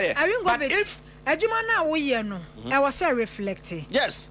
I was say a nipano because I say yano. As my metiano me ya making. Ya Ghana traders ya importers omwa anopano moto ade boom. Yes. Awia no moto ade boom. Awia no moto ade boom. Oh, no correct because dollar no say 15 cedis ya ekwa 15.2 a obetum. Ekwa 15.5 obetum. Enti sana Ghana ni nso no ehwehwe say dollar ti ya drop ya ba from there. Must come down too for us. That's true. But ya wo kan no so kire say importers and traders no omo benefit from Agena because me guy say ebrim buy if you go to your shop and you have to ask Alaji how much the rate today before you can start pricing your goods. But if today you timid that sorry no be a huntono 11 point something, it must reflect every sector, every corner. Yeah. In fact, even at the end of person fato abandon say inflation na ba up to as far as 21.3 or 21.4 anamwa. Nanama say unim sa because you boy inflation about up as far as low as 21%. City now from 40% to like say today 11.8 or 11.3. Yes, sir. Yeah. And why is the commercial bank interest rate is still on high? Because Jordanibia is running on loan. Until person at to fortune. Any Bank of Ghana, or more for money cost that side. Because I remember vividly say, a maybe buyer now Bank of Ghana the then Governor Addison. When they were upping the prime rate from 70 to 22 plus, or can say commercial banks should also up their interest rate to fight inflation. That's the inflation that took us as far as 54%. And to say, and then yet a buy for be a buyer. I don't know, Juma inflation about as 21. Rate now as even 12.3 and 11 now. Now, we still go to bank to service your loan at 27, 28, 30%. Abano on for Nigerian cohort. They must tell the commercial bank that look, your interest rate must come down. Sabu Pepe did not expect the Minister of Finance to call the Governor of Bank of Ghana and say, take in charge of your the bank rate. Tell the shipping line they cannot charge any rate more than the prevailing rate. And I don't know why Bank of Ghana doesn't owe. You know that's the speculation out there that the rate is not for Bank of Ghana. Which rate is yes, yes, the rate we are trading. Yes, if you don't know, I'm telling you. It's no custom for no one rate or the year Juma. Let me read something from here. Let me read something from here for you to see. No. I'm telling you. I know what I'm saying, and I'm speaking on authority. Oh, okay, that should not be the case. I'm speaking on authority. Customs. Look, say Customs use the BOG average interbank opening rate issued on Monday. This is provided by BOG to Customs. So this is the rate they normally use. They take, I think there are 3 rates. Okay. 3 rates that always come, then they pick the best or whatever rate that they pick. I remember why I'm saying that Bank of Ghana should take in charge. One deputy governor of Bank of Ghana, or public accounts committee meeting. And also says be rate na I can say interbank Bank of Ghana rate, Bank of Ghana rate. Maybe now that a chairman and his people have come, they've now taken authority to say this is our rate. And every bank, if you go to bank, it should be on their screen for you to see that this is the rate everyone is trading. Know that this is the rate, and you go to shipping line will tell you, I'm taking 16. I don't give a hoot whether your BOG rate is low or is high. I have my rate, and I'm trading with the shipper. No, that's what I'm talking about. Okay, you're wrong. And I think the document is here, and I want government to do. Let me touch what you said. I fight for you, Valentina. Papa na ati hano friends say Bobe. Kwabena Bobe. Bobie. Bridget Otu. Musumu ya adwuma ne bi. Mu ye adwuma ne bi. Listo tia. Oma you see Adam. Kojo ya bo tia. Oma you see Adam. Mu ye adwuma ne bi. But nana ama Oma you see Adam. Yeah, dia tumi so Oma you see Adam. Let me make this statement. There is danger, looming danger, if NDC or the government, the current government doesn't take time. I am not happy the way they are appointing all the media people to go and take office. Don't forget that in the next 3 years, the next 2.5 years, campaign begins. So I'm not saying don't take care of them. But if you upon all go, who are those materials that will be there to work for you? Because everybody now, every journalist now, I must also get appointment. And this I mean, so my job may come once a mamo. Every journalist way. No, but I won't go to you. No, I'm saying journalist for no, my picky woman, one a year, Jumani will be any be. And no credit, I can. Journalist for now. I'm a picky woman, a Jumano, woman come. And then I mean, you bring out to church, say, I'm going to wait, don't get a job, no. Oh, yeah. What you say? And I think, say, one of the things I've seen. Oh, my, you see, I don't pay. No, one of the things that I've seen and I've experienced for my 11 years in industry, say, NDC, they don't take care of people who do advocacy for or them. Who work for them. MPP take care of media guys and advocacy guys. My institution was silent. I was not going to government meetings again because they think that if they bring any policy as a case kicking against, they are innocent people. That was how we were branded. Myself, President Amatik and Nana Poku and your friends Techi Ado, your friends Abuso kind consensus papers now become a spokesperson. That was how they branded us. But and then me who take Ado. O complain. Techi Techi. O complain. Techi me now what about me? And so I want to tell because I know that during the campaign now Dr. Otukonu, he was in charge of COC's civil societies advocacy group, smaller political parties, and also coordinator upon a great day or if and so please me as a national chairman of my party, the people that I used to go out and work with them in the media houses, they are grumbling. Even though I know that it's too early. It's too early.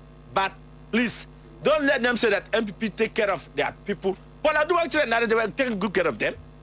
What you say? So I'm happy when I heard people talk a grumble. I know that I also have to put my mouth and say it's true. They should prepare. Some office must be there. You can't appoint everybody, but take care of the people. Know them. Have their list. Know them. What you can, even once a while, just meet them and talk to them. Get let some top officer, maybe chief of staff, call the CEOs that you know them. Acquire your man appointment number. Mensa day. Mensa Thompson. No, Nina said their family. Are you going to tell you? What do you? Yeah, and can't see a point. Yeah, per se, a banker said, I'm with you. I'm ground. Are you going to name me Titino? But they say on you happy. Who say when you happy? I will go. Yes, list well or per contract, your man on you happy. Because you're about to have somehow they were bad. Oh, you see, I damn pay. Oh, that is your mama or your power. And your money, your mama or Mujuman on board because your mama is not everywhere. But his appointees must be able to work. Oh, you see, I damn pay. Yeah, Jesus, your mama. Oh, say you see, madam. Oh, you see, I damn pay. This one I want you to. Aha, I mean, said your mama or papa. Yeah, near my who quine. There be me yet. Yeah, near my who can so you see. You see, madam pay. Yeah.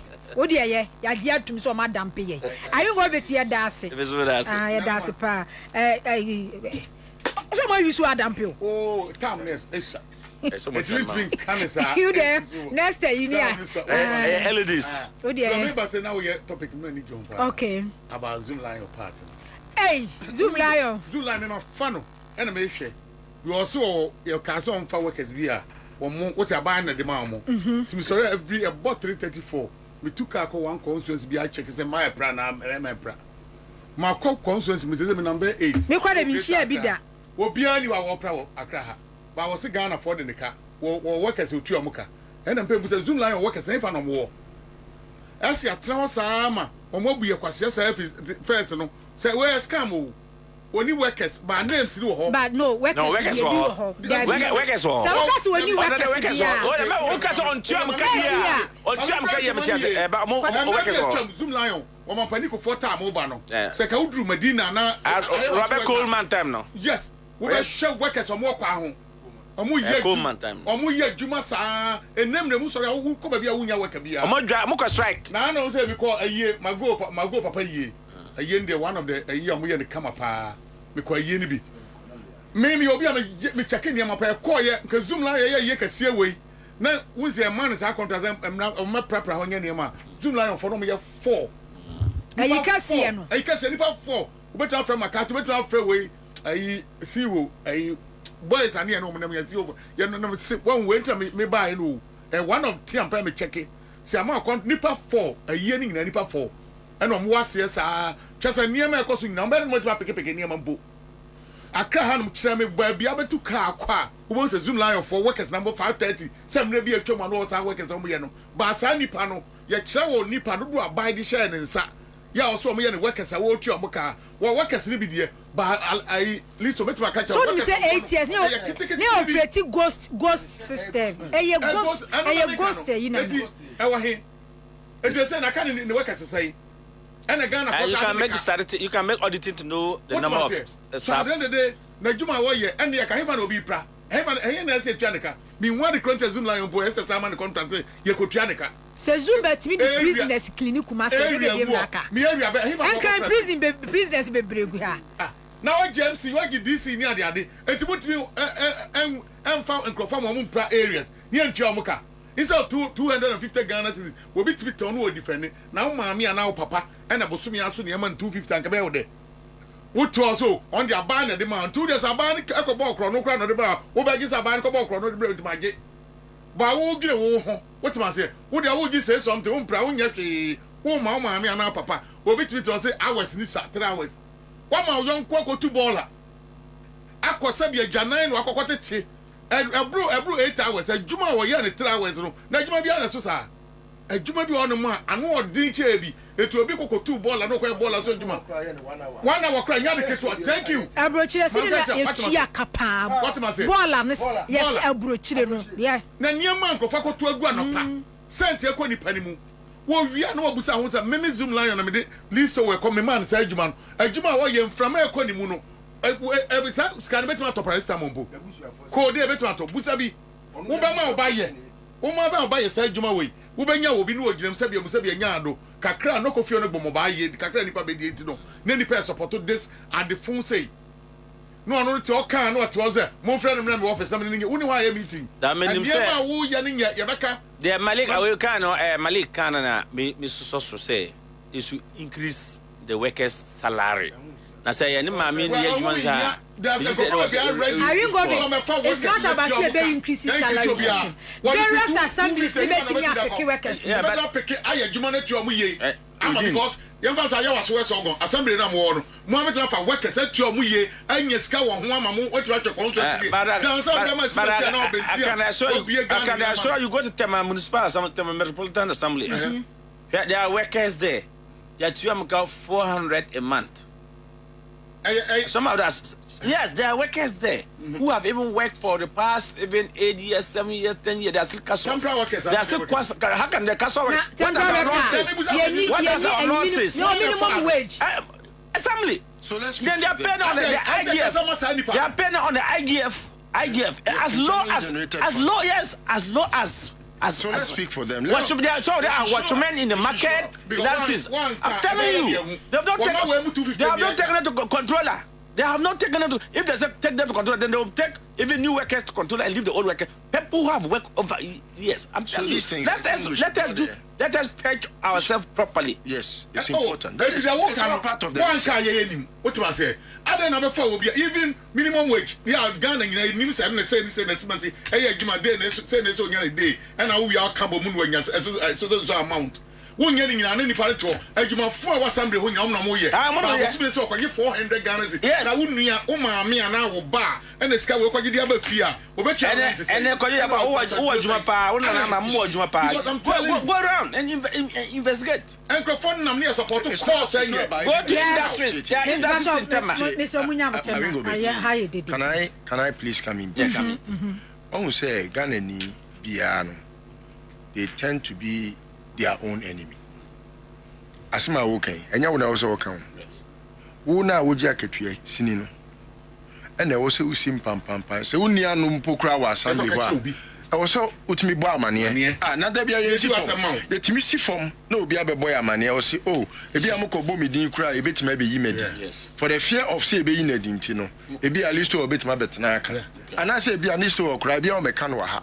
Obetimi afre MC DC nipa cross oh that's more workers no asa o market tua wo form say ni untimi ntua ɛyɛ aban adwuma wo yɛ aban adwuma yɛ ni untimi mfoso aban say bia onkotua obi ka say na se nipa ko na ketua so a ɛwɔ sɛ nipa ne tu anamon say yɛ ma wa ketua sini na wuntu anamon na wo expect say me no menya magician na me hu say wakatuanya then it means say you are your own problem your own enemy. But Listo Ghana system I operating here toxic because edebe na minimum wage wo ho what dey say nipa no say untua ne kese kura at least you know you should say minimum wage efa mano Nanama I won't go far I've worked factory workers in this country are suffering in the radio and TV industry for more than 30 years. Factory workers are suffering. Factory inspectors radio and TV industry for more than 30 years. I know what pertains around. Yeah. But me no, I cannot be the advocate for Obia or your radio Juma.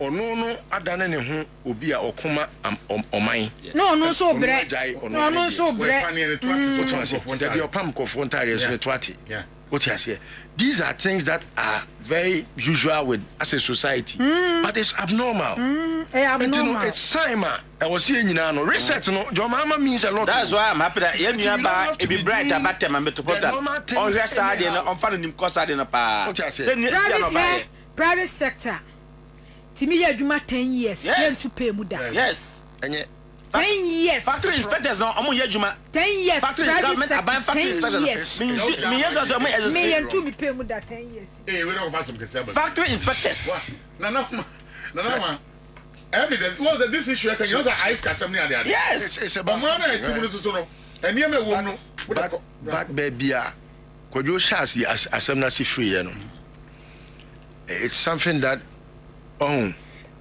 was here discussing this passionately. And you can say, "Ma, a quiet to say without any malice." Obi time. What must I say? But I didn't be anywhere yet, and I don't care who's. I mean, me papa ya boni America. Na Obi papa. I mean, who is he?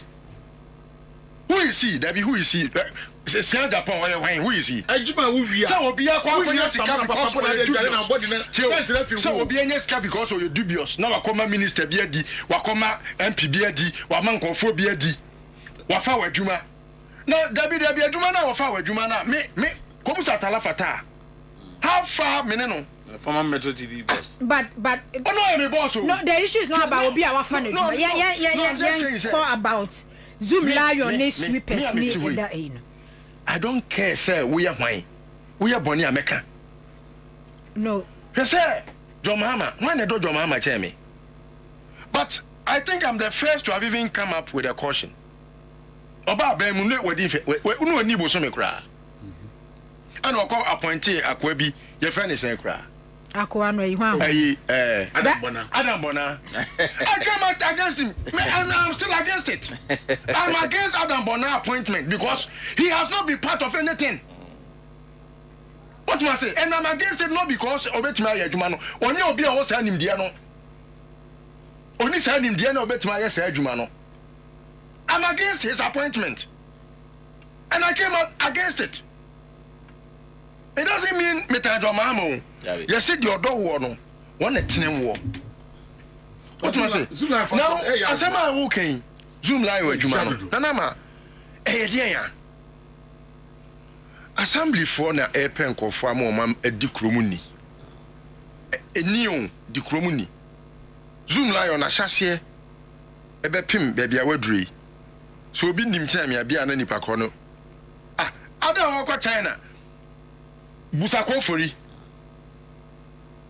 I knew Sarah Japan or probably say books. No, but Jamestown. That is when I knew him. But that is the beginning. Everyone has a beginning. What something novelty be came, and everyone decided to go along with him.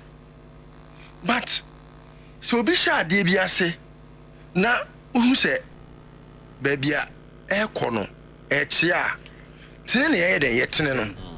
But I feel no, a endemic. Our system, Nimu say, aban bi aba no no e de ne company akwako jiro say onu na giant obetimi a cleaning system no meanwhile every year bia no we get flooding as a result of ompra what I ball on kogu odono ehfa na ball on free ekogum the Silden ball on free hine kogu odonim if you are wanting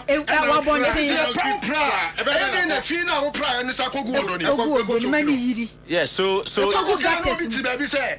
Abayaman contract. Near contract, and there's a Kufado so Yamani social contract. So studio and discuss so what you so now what should be done is say we should compare him say if you are taking 700 and something from 750 right from government pay the person well clothe the person well. President Mahama said also cabinet cabinet for them to decide whether they will give it to the assemblies. They will have to also decentralize not to decide though. So they will have to. Not to decide. Or say cabinet will soon meet on the decentralization of the sanitation budget. Exactly. And make every district responsible for its own sanitation. He has resolved it. So the assembly determine whether I'm taking the contract or I want to pay them by myself directly, and we should make sure that they should say they would kind of some say I buy the book the book bar. Just sanity. Those days are not Zoom lie on my no Zoom lie on my assembly bia was responsible for of course they were of assembly area and until na tanka sitimi kwachi obi because we bana wa anya wadwuma yi a obechew but wo de adwuma na koma Zoom lie abe obeche me enso amompra wonu so ampra so wo timi kwachi because obeje bribe Come na se be dem okohwe. Na ko the rot. I plus X here you say or starting Zoom lion. What hear the video? Also starting social media say or bo Zoom lion contract ho asem. E one wo fra ka tell me say he paid me well. A plus. What must say? Also was starting ya or pan reference he paid him. Also this is how he has behaved today. But there are other areas. No, but there are other areas that Zoom Lion is also doing well. We can forget that we have to look. Your friend said those things that is building on the district. What do you call it? I will go bit. You see, I will go bit. I'm not fro. Yeah, what did you? Japan or Numa Bibra or ya exactly. But I Zoom Lion. No, but Zoom Lion has subsidiaries of companies. Me say there be Zoom Lion and Zoom Lion. There be your just phone. Just phone no just phone group no. Okay. But come about Zoom Lion. Okay. Zoom Lion there a Ghana had the most criminal institution. The most. Bonia or dear do my way, Sika what dear from my way. And you want to man away.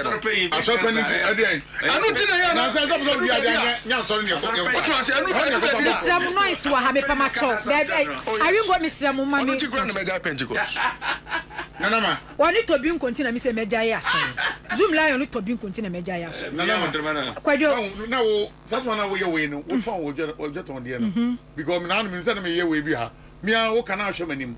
Nana mo bia no be travel minister be echa breko minister no what to niam ye bebo nachi me ne otuwei what ya no ma wo frɛ kwa amkwachi o mo bonten wenko wo frɛ obi wo maye waso waso gwa me frɛ enko eyam me na ye de adwuma no ma me ye de adwuma ma obi ba ye road ahye ne nsa road o Ghana nyina na ni abre wo gi so obi ba ye de agrek ahye ne nsa me no ka komadi na market ko hwe aduane buso fertilizer nkrofo wi aye wagigi de am nkrofo mo ye adwuma. What man say? Yadi yaba ye yama obi foreign affairs. And sa sene niyama nhehya ode agu akwamu nyina kama. Yama obi communication minister. Kan yadi ama. Wajuma we network na say oboaye.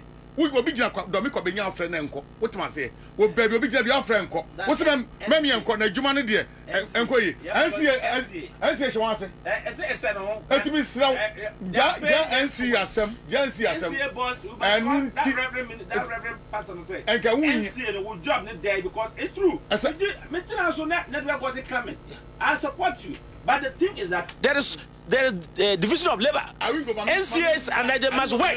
Let's call the blue out of them. The minister no institution says she was saying now, but be encouraged. We have to make sure so better to 1 year my year. What you must say? Onu na CNC nipa no ni be ye. Onu ni be ye adwuma. Breaking news. Hip. Hooray! Hooray! Professor Nana Obukwadi. It's back again. Glory be to God. Thank God. Glory be to God. And then the same talk NCA.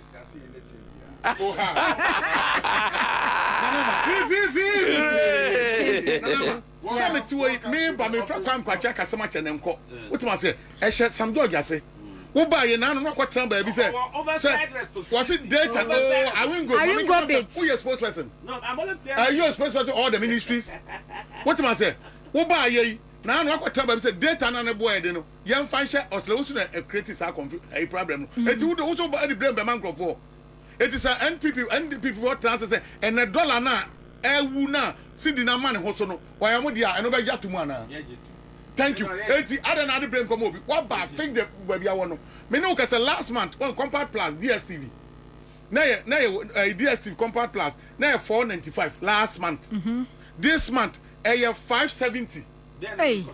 What's it? And then last month, now we no premium, now 750. Say 865. Ade, one more to mute section, one getting a juma. DSTV. Nina quite check communications you. Nina comba and a gun have because of your stations and your papa.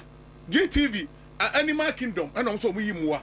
It's where we have advantage football in your money, film near the identity. Every week, every month, be able to be friend of funny out.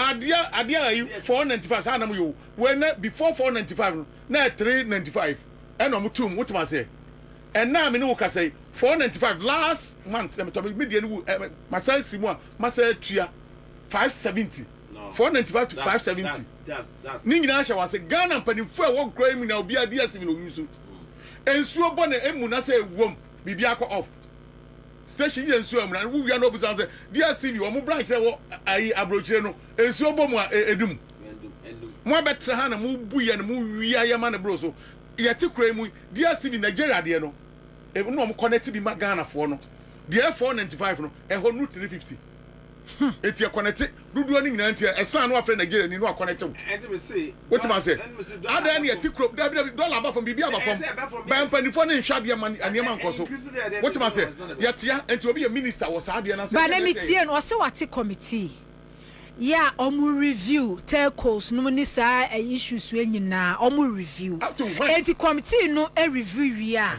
no omu the report ba then no enough no omu hu the way forward nana when na matia say nana me wo asem kakraka okay eh efutu a me de ma ye nyina okay on say elu ba bi a ntokwa ne bi wo a ehu hia papa asema akodua raise a very important subject legitimate because sabi ebetimi abase ofro obi just because ebia wo hia ayarehwempo and ebia bibia you need an urgent attention na ekoba se wanya ebia betimi asi but ade ba ko ameka kire ye nyina so ne se edua no de mfie nwotwe na akoa ne tini adene please me wom se no me ba me tini bi what we do out train beti abi dabi we do out train listo tie listo say minister no manu nsi dabi you every right to complain because that you have every right. I'm not saying you don't have a right. Samiti ha say me network no I'm not saying you don't have a right. Come manu si anka betimase e mamu ntu asem ni mfinfin manu si a obi abetimase. The American says a minister no if he was idle then we have a cause to worry. I'm not saying we don't have a cause to complain. We have a cause to worry when he is idle. What must I say? Now, say when you say Sam George, between him, Oyebonia. And he is one person me can anymore opu sabi he respects every argument, especially critical arguments. No, but what am I saying? Now criticize. Where I'm saying is we shouldn't hasten to jump the gun is because I think until ideally Obianka to be juma. Ne mum na juma na oye no. And ebi ana ho keka no your person is speed and your person because ordinarily no how many persons have always ministry now or who is here either to know you have a minister deputies yeah you see akoyo no nko or directors right me tell say intimate say no, Minkasa, you have no cause to worry.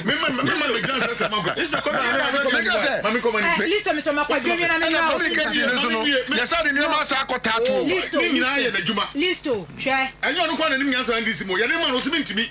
Oh, Debbie. I mean, that's my work and my example. Debbie, what's your side of your time? So, and I'm an ambassador. The man who didn't to me, it's by your mom director. On Castle, I'm Debbie. Oh, yeah, Jumadia, you bet my catch and say, Hanko, you had to be last week. I 490. Not this week. You turn a 570. But you want the communication or the about one say or try say Obama data bo about form because Ghana data bo. Nigeria here data bo. Now they compare Ghana the idea no was true. And Obaye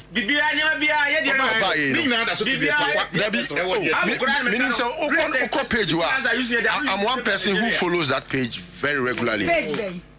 Sam George communication page one. Yeah, but at least the page you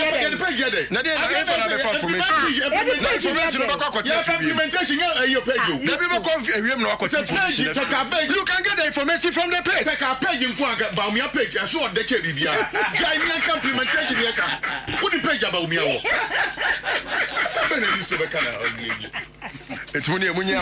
I'm not saying don't criticize, but I'm saying that's all. Because minim say Sam George why bakumienu bia I mean exuberance bia a show. Yes, I know. Big John company. Yes, why not? Same way. No, I'm not saying don't say it all.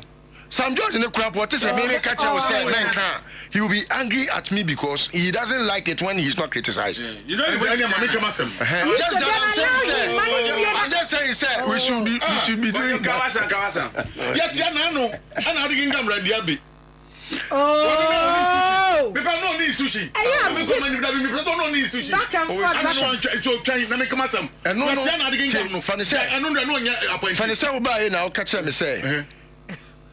Sam George, or the Juma Coma MPP ni, Wabra will so compare Jumani Bia. I will come at him.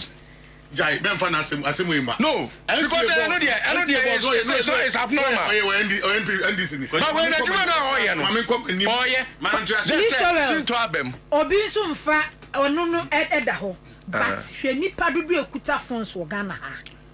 na yes struggle see e be ye call yes struggle so we download do you think I'm defending it? No, but it's so allow you man can asem no me ka bonin fan ho bra me no me am say me say now me say who dwiri dan bi me call DSTV am ko ye me ka you be na me ko mani me say me no ka say me ba part of his legon off my dinner party now off electricity what am I say maintenance the beyond the maintenance. The maintenance no here. Every moment na me who transform na cables be na why maintenance. E dey maintenance there. E we are no person go blame our Greek minister. Energy minister me blame. What am say? Yet the crow when energy minister cost a container 300 and something. Okay. 3,000 plus. Or fan who case gidi muso prepare container ye hu be bi wo asam na Agyarko. Yeah, you any at amount position out him and you see you saw hand light of a someone any pagu. Shall a dia crowd that we have been baby home will be window from Ampongrum. Kakra Yakoko to prepaid that also and also sabe watch be. What bay one sector no missing NDC. Baby ni sinto a energy sector. Now me at the Chroma catches I cut 2.6 days. Sanyo energy minister na me say days your point ka ho. Me nim dey calculate ade me hu be ti bi da. Say am fasika ma. I was there ya. Chair hours e be 2 days 4 hours. Another yes 22nd. No, but okay, power outage due to transformer fault at Osu Sun City. Me mo Osu. Okay, Sambeba. Me mo Osu.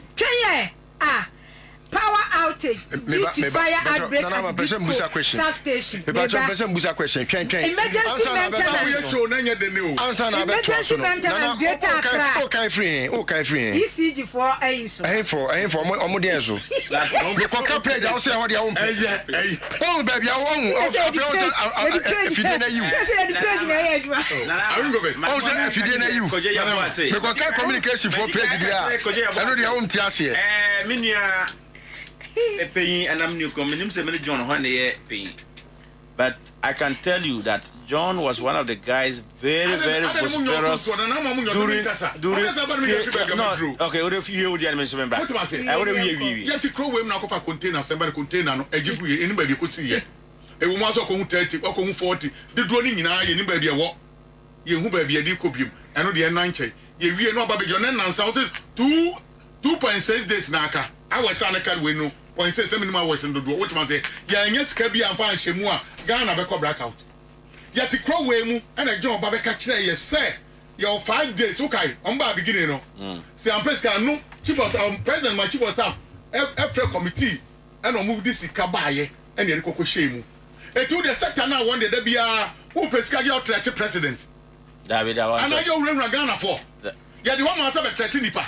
Oh, then now what's up? Catch us 2.6 days. Would you be able to nipa? Who pesca or sector? You want to no, he's been honest. 4 months now. No.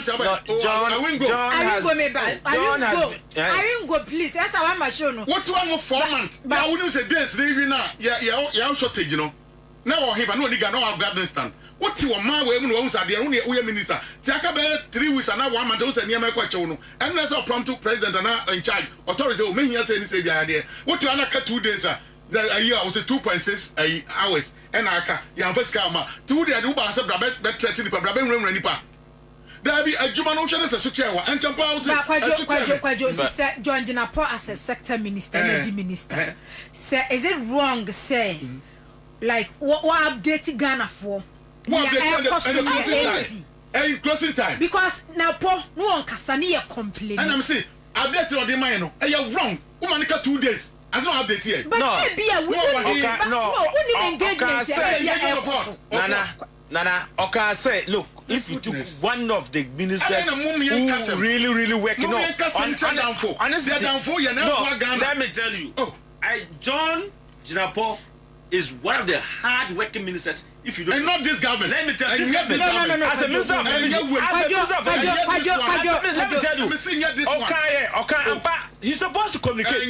No, look, his humility is one of the top. I remember. We are humility. Those who want to bring their timetables to bring it. No, they are. What's it? One day, yeah, beside Mateo Poku. I don't know. Timetable. They have to go and bring their own timetable. What the minister did, Nana? What the minister did was to communicate to Ghanaians. Say, no, it's true. They be allow him. So who will be car? The time is going. Okay. Yes, and which is challenge. Which is admitted. Debbie, I will go bit, please, me patcho, Miss Ro. On Jindum. Debbie told was before election and after election. Yes. Ghana ni bien at na say there's a mess. Bibi wo energy sector honomono. Exactly. And how debt crowd. MPP for no forget about the debt. No, I will go bit. Yes, I won't wash you. Oh, yes, I won't wash you. Watch some more. No. Kwajo to bon patch. I will go bit. Yes. Because ye nim. Owusu ben pamo transe can say NDC buy and do so beba. Also energy sector. 80 well Ghana for said there's a crisis ahead of Ghanaians. But me challenge and said Kwajo can jeje na won ti ase. I will go bit. Only Ghana for ne deal. Yes. Only be catch say containers aya. Based on the report on your doing. Containers na aya akosi say. Say ya resa ebinim. E wo hefa. Oh, commissioner that script obi same. those who were in charge during that period. What today? Oh, but allow the person the to president, talk. The Attorney General will deal with them. No, please. Say John General, on your police, on your CID, on your national security. Say you were challenger. What about to challenger me, John General? Apart from say President Mahama inaugural ceremony, or talk I said 5 hours and it was the truth. And then later, we catch say, your West Africa gas pipeline maintenance, and we children will do so. What can be actually Ghana for? One can be Ghana for. We have to be. That's a easy about complaint. So did answer the problem. Now, can I say, somebody can say he was communicating to Ghanaians at every bit. He want to alert us. Or can I say they are reinstalling some transformers on Ghana? Or can I say they are taking certain maintenance on Ghana? Or can I say they are bringing oil? Or can I say they are bringing oil? As we speak now, 260 barrels of oil has arrived. Mamicho, transformer, and yeah, I will go to tell me transformer, papa, I did transformer, checking it, load, then you overload.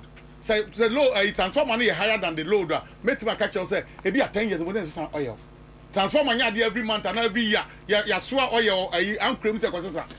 What was it? Nana, or Penny baby will be on friend in national security, no way. What must say? National security, especially director of operation. No alcohol. One show ye. Director of operation, national security.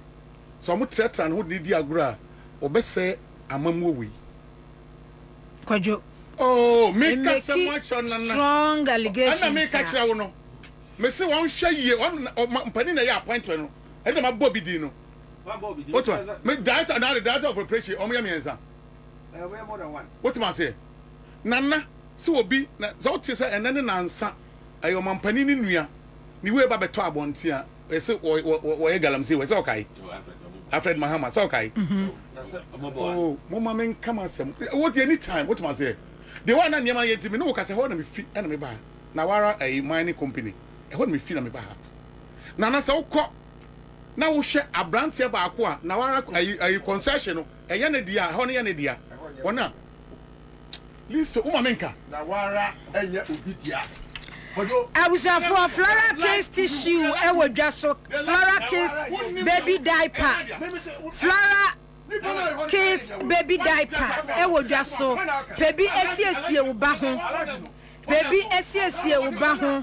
Na entimi emwa. Ebwa SCSC nkura ho pantino. Awofo no muko dwaswa Flora tissue. Ena e wo se. Kwadwo e wo ampacho me kwadwo e ba me so me didwa me sremu. Me pa macho me didwa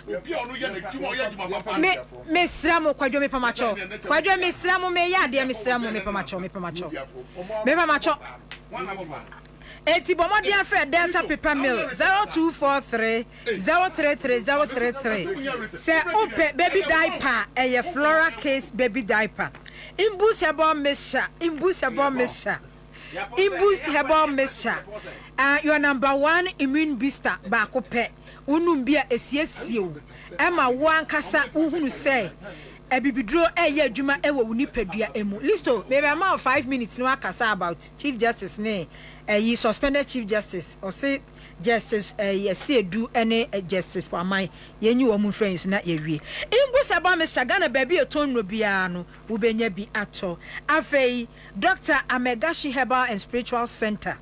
Dr. Amegashi Herbal and Spiritual Center say can't say fibroid how HIV and say ulcer, peptic ulcer and afei hypertension, diabetes, when knee infection, sexual weakness, bear my bobo 2 minutes, 3 minutes.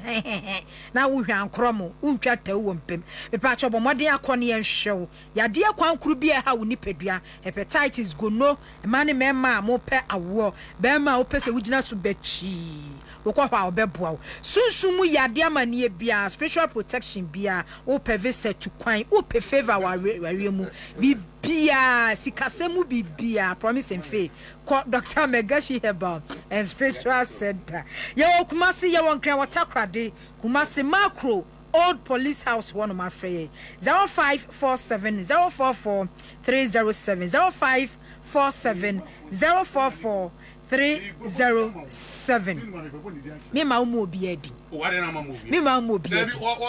Accra aya Kaswa Prison Junction 0544 580936 0544 580936. Takrade aya 0595 203069.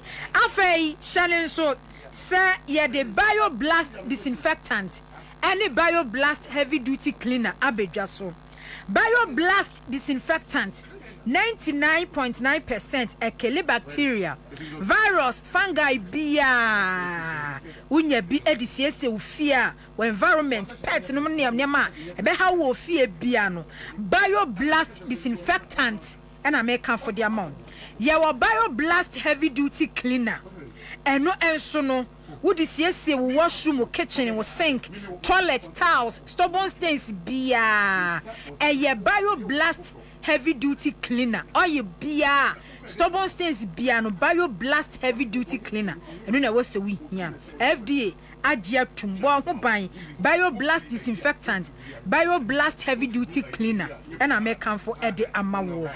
To phone friend 0246 5966 89 0246 596689. Goil filling station baby I'm Mr. BioBlast for me here be pa me kitchen.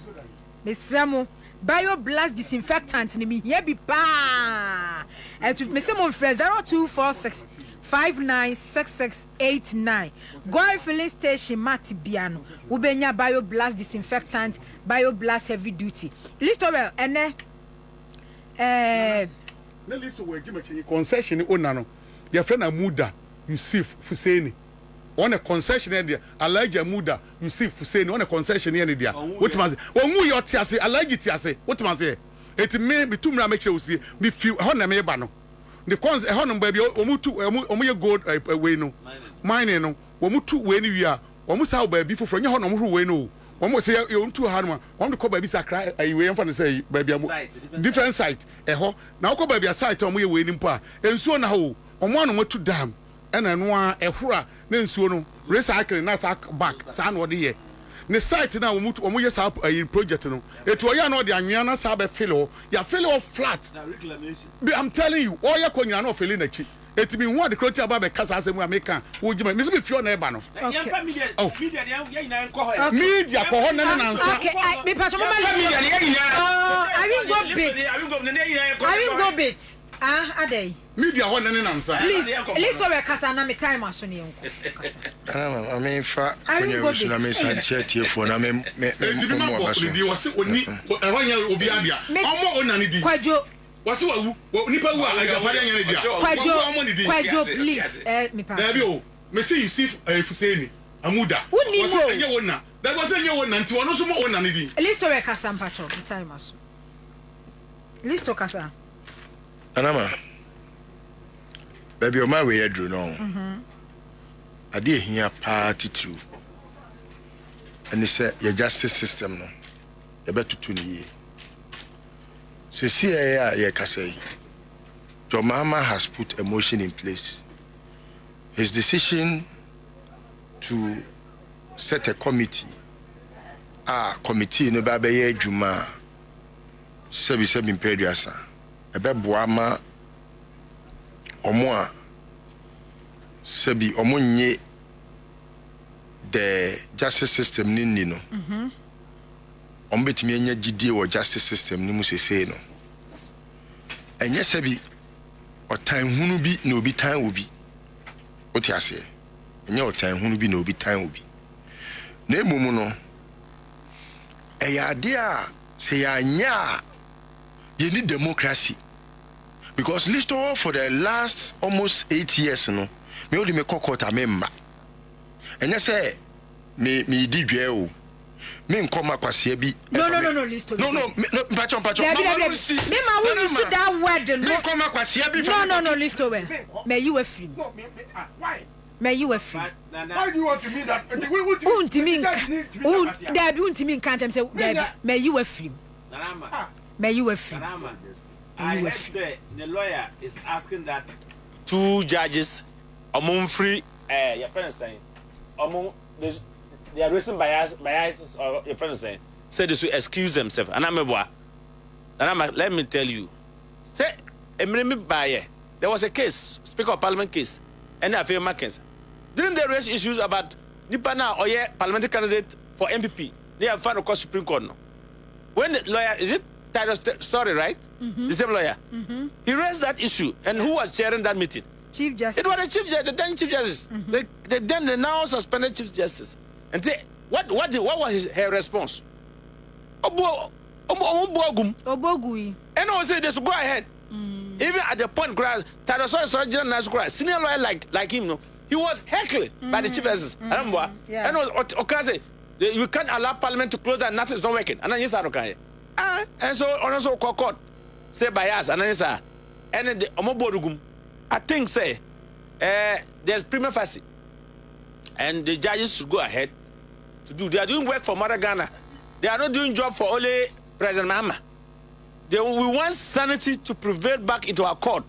As another list of kind, you know, because at that time, no on GDC or court, they would deal with case according to law, but they would deal it according to maybe pay by and whatever. So we want sanity, we want confidence to restore back to the judicial system. If anything would spoil Crampa, not our judicial system, because all the men will back to say, Yaboa any Yanko court, and so for me, I am supporting what is going, and I had the same minister, the former Attorney General is complaining.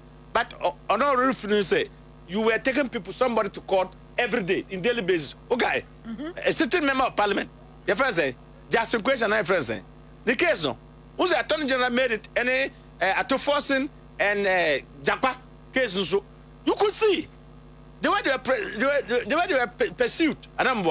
So I can tell you, say, we now have confidence in our judiciary. Let them go ahead if the prima facie as it is. Let the committee go. The committee must go and sit. And I don't think anybody can gang these two lawyers, judges, that they should not go ahead to sit in the committee. I think they've even lost the case. They've lost the case. Kabelesu case, no? Yesterday, Omusu, they've lost the case, isn't it? Yeah. So the court is the committee. You're trying, you're trying Chief Justice and so dear. Now, no, so say to the lawyer, Fred Damiswa Fale, another was Supreme Court. Said they will sit on it. Yeah, the Lord will say, look, we want our court to be professional. Ghana first. What you say? Former National Security Coordinator and Minister Meboa. Catch or call UPSA and I have a conference or cast the way every day is 7 to 1, unanimously. It was not in good for the government. Yes, I don't care. Your friend say, former Minister of National Security. Your friend say. Former Minister of National Security. Albert Kandapa. Albert Kandapa, okay. You court that unanimously. This is unanimously. This is that was what was happening in our court, and so nobody was now have confidence. Say more case. I'm in for court because you don't know if you go and they tag you as one of the political party in opposition. Then what they want some more. Yes, sir. Yeah. But at least sanity must prevail, and I think that the Chief Justice should go ahead to act. He should go ahead to act. And then when the case finished, and they said, I saw coffee, President Mama should appoint somebody who have Ghana at heart. Someone who will sit and make sure that I've sworn into the Constitution, I am going to hold the Constitution to do the work, and not any political party or any president will sit somewhere and direct.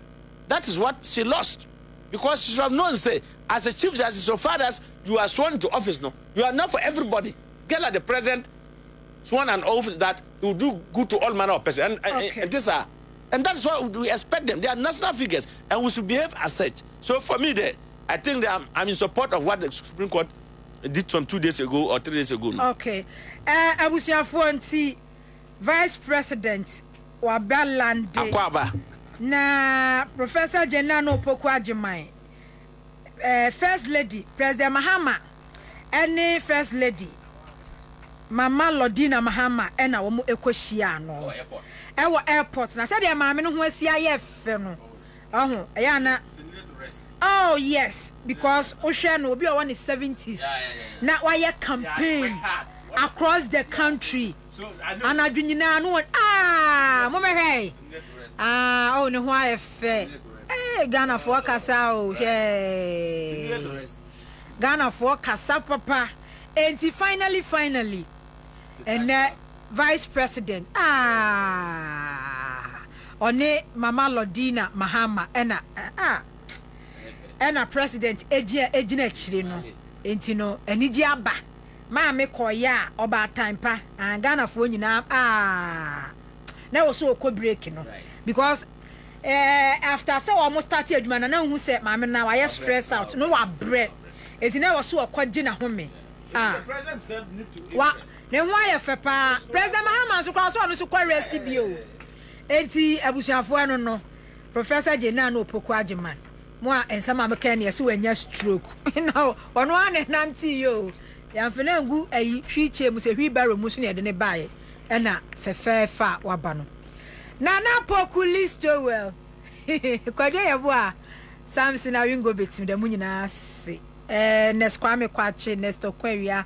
Paite Samuel na afensu no Melo da munyina se. Ochena busuya ebesan so animu ehia mu bim. Ene to God be the glory. Cities no pick you. Send your movie say no sa. Ya tete ya ni amani ni naso. Inti kan wona ko Electroland showroom bia and na authorized dealer stores no. Na je wo Samsung, TCL, Media, any Nasco nemu ni amani nara. Say ye TV, refrigerators, air conditioners, washing machines, gas cookers, home theaters, microwaves, any dia kika ho da wa kuma sina. Ya tete so. We the cities no na pick you. A pick it. Inti send your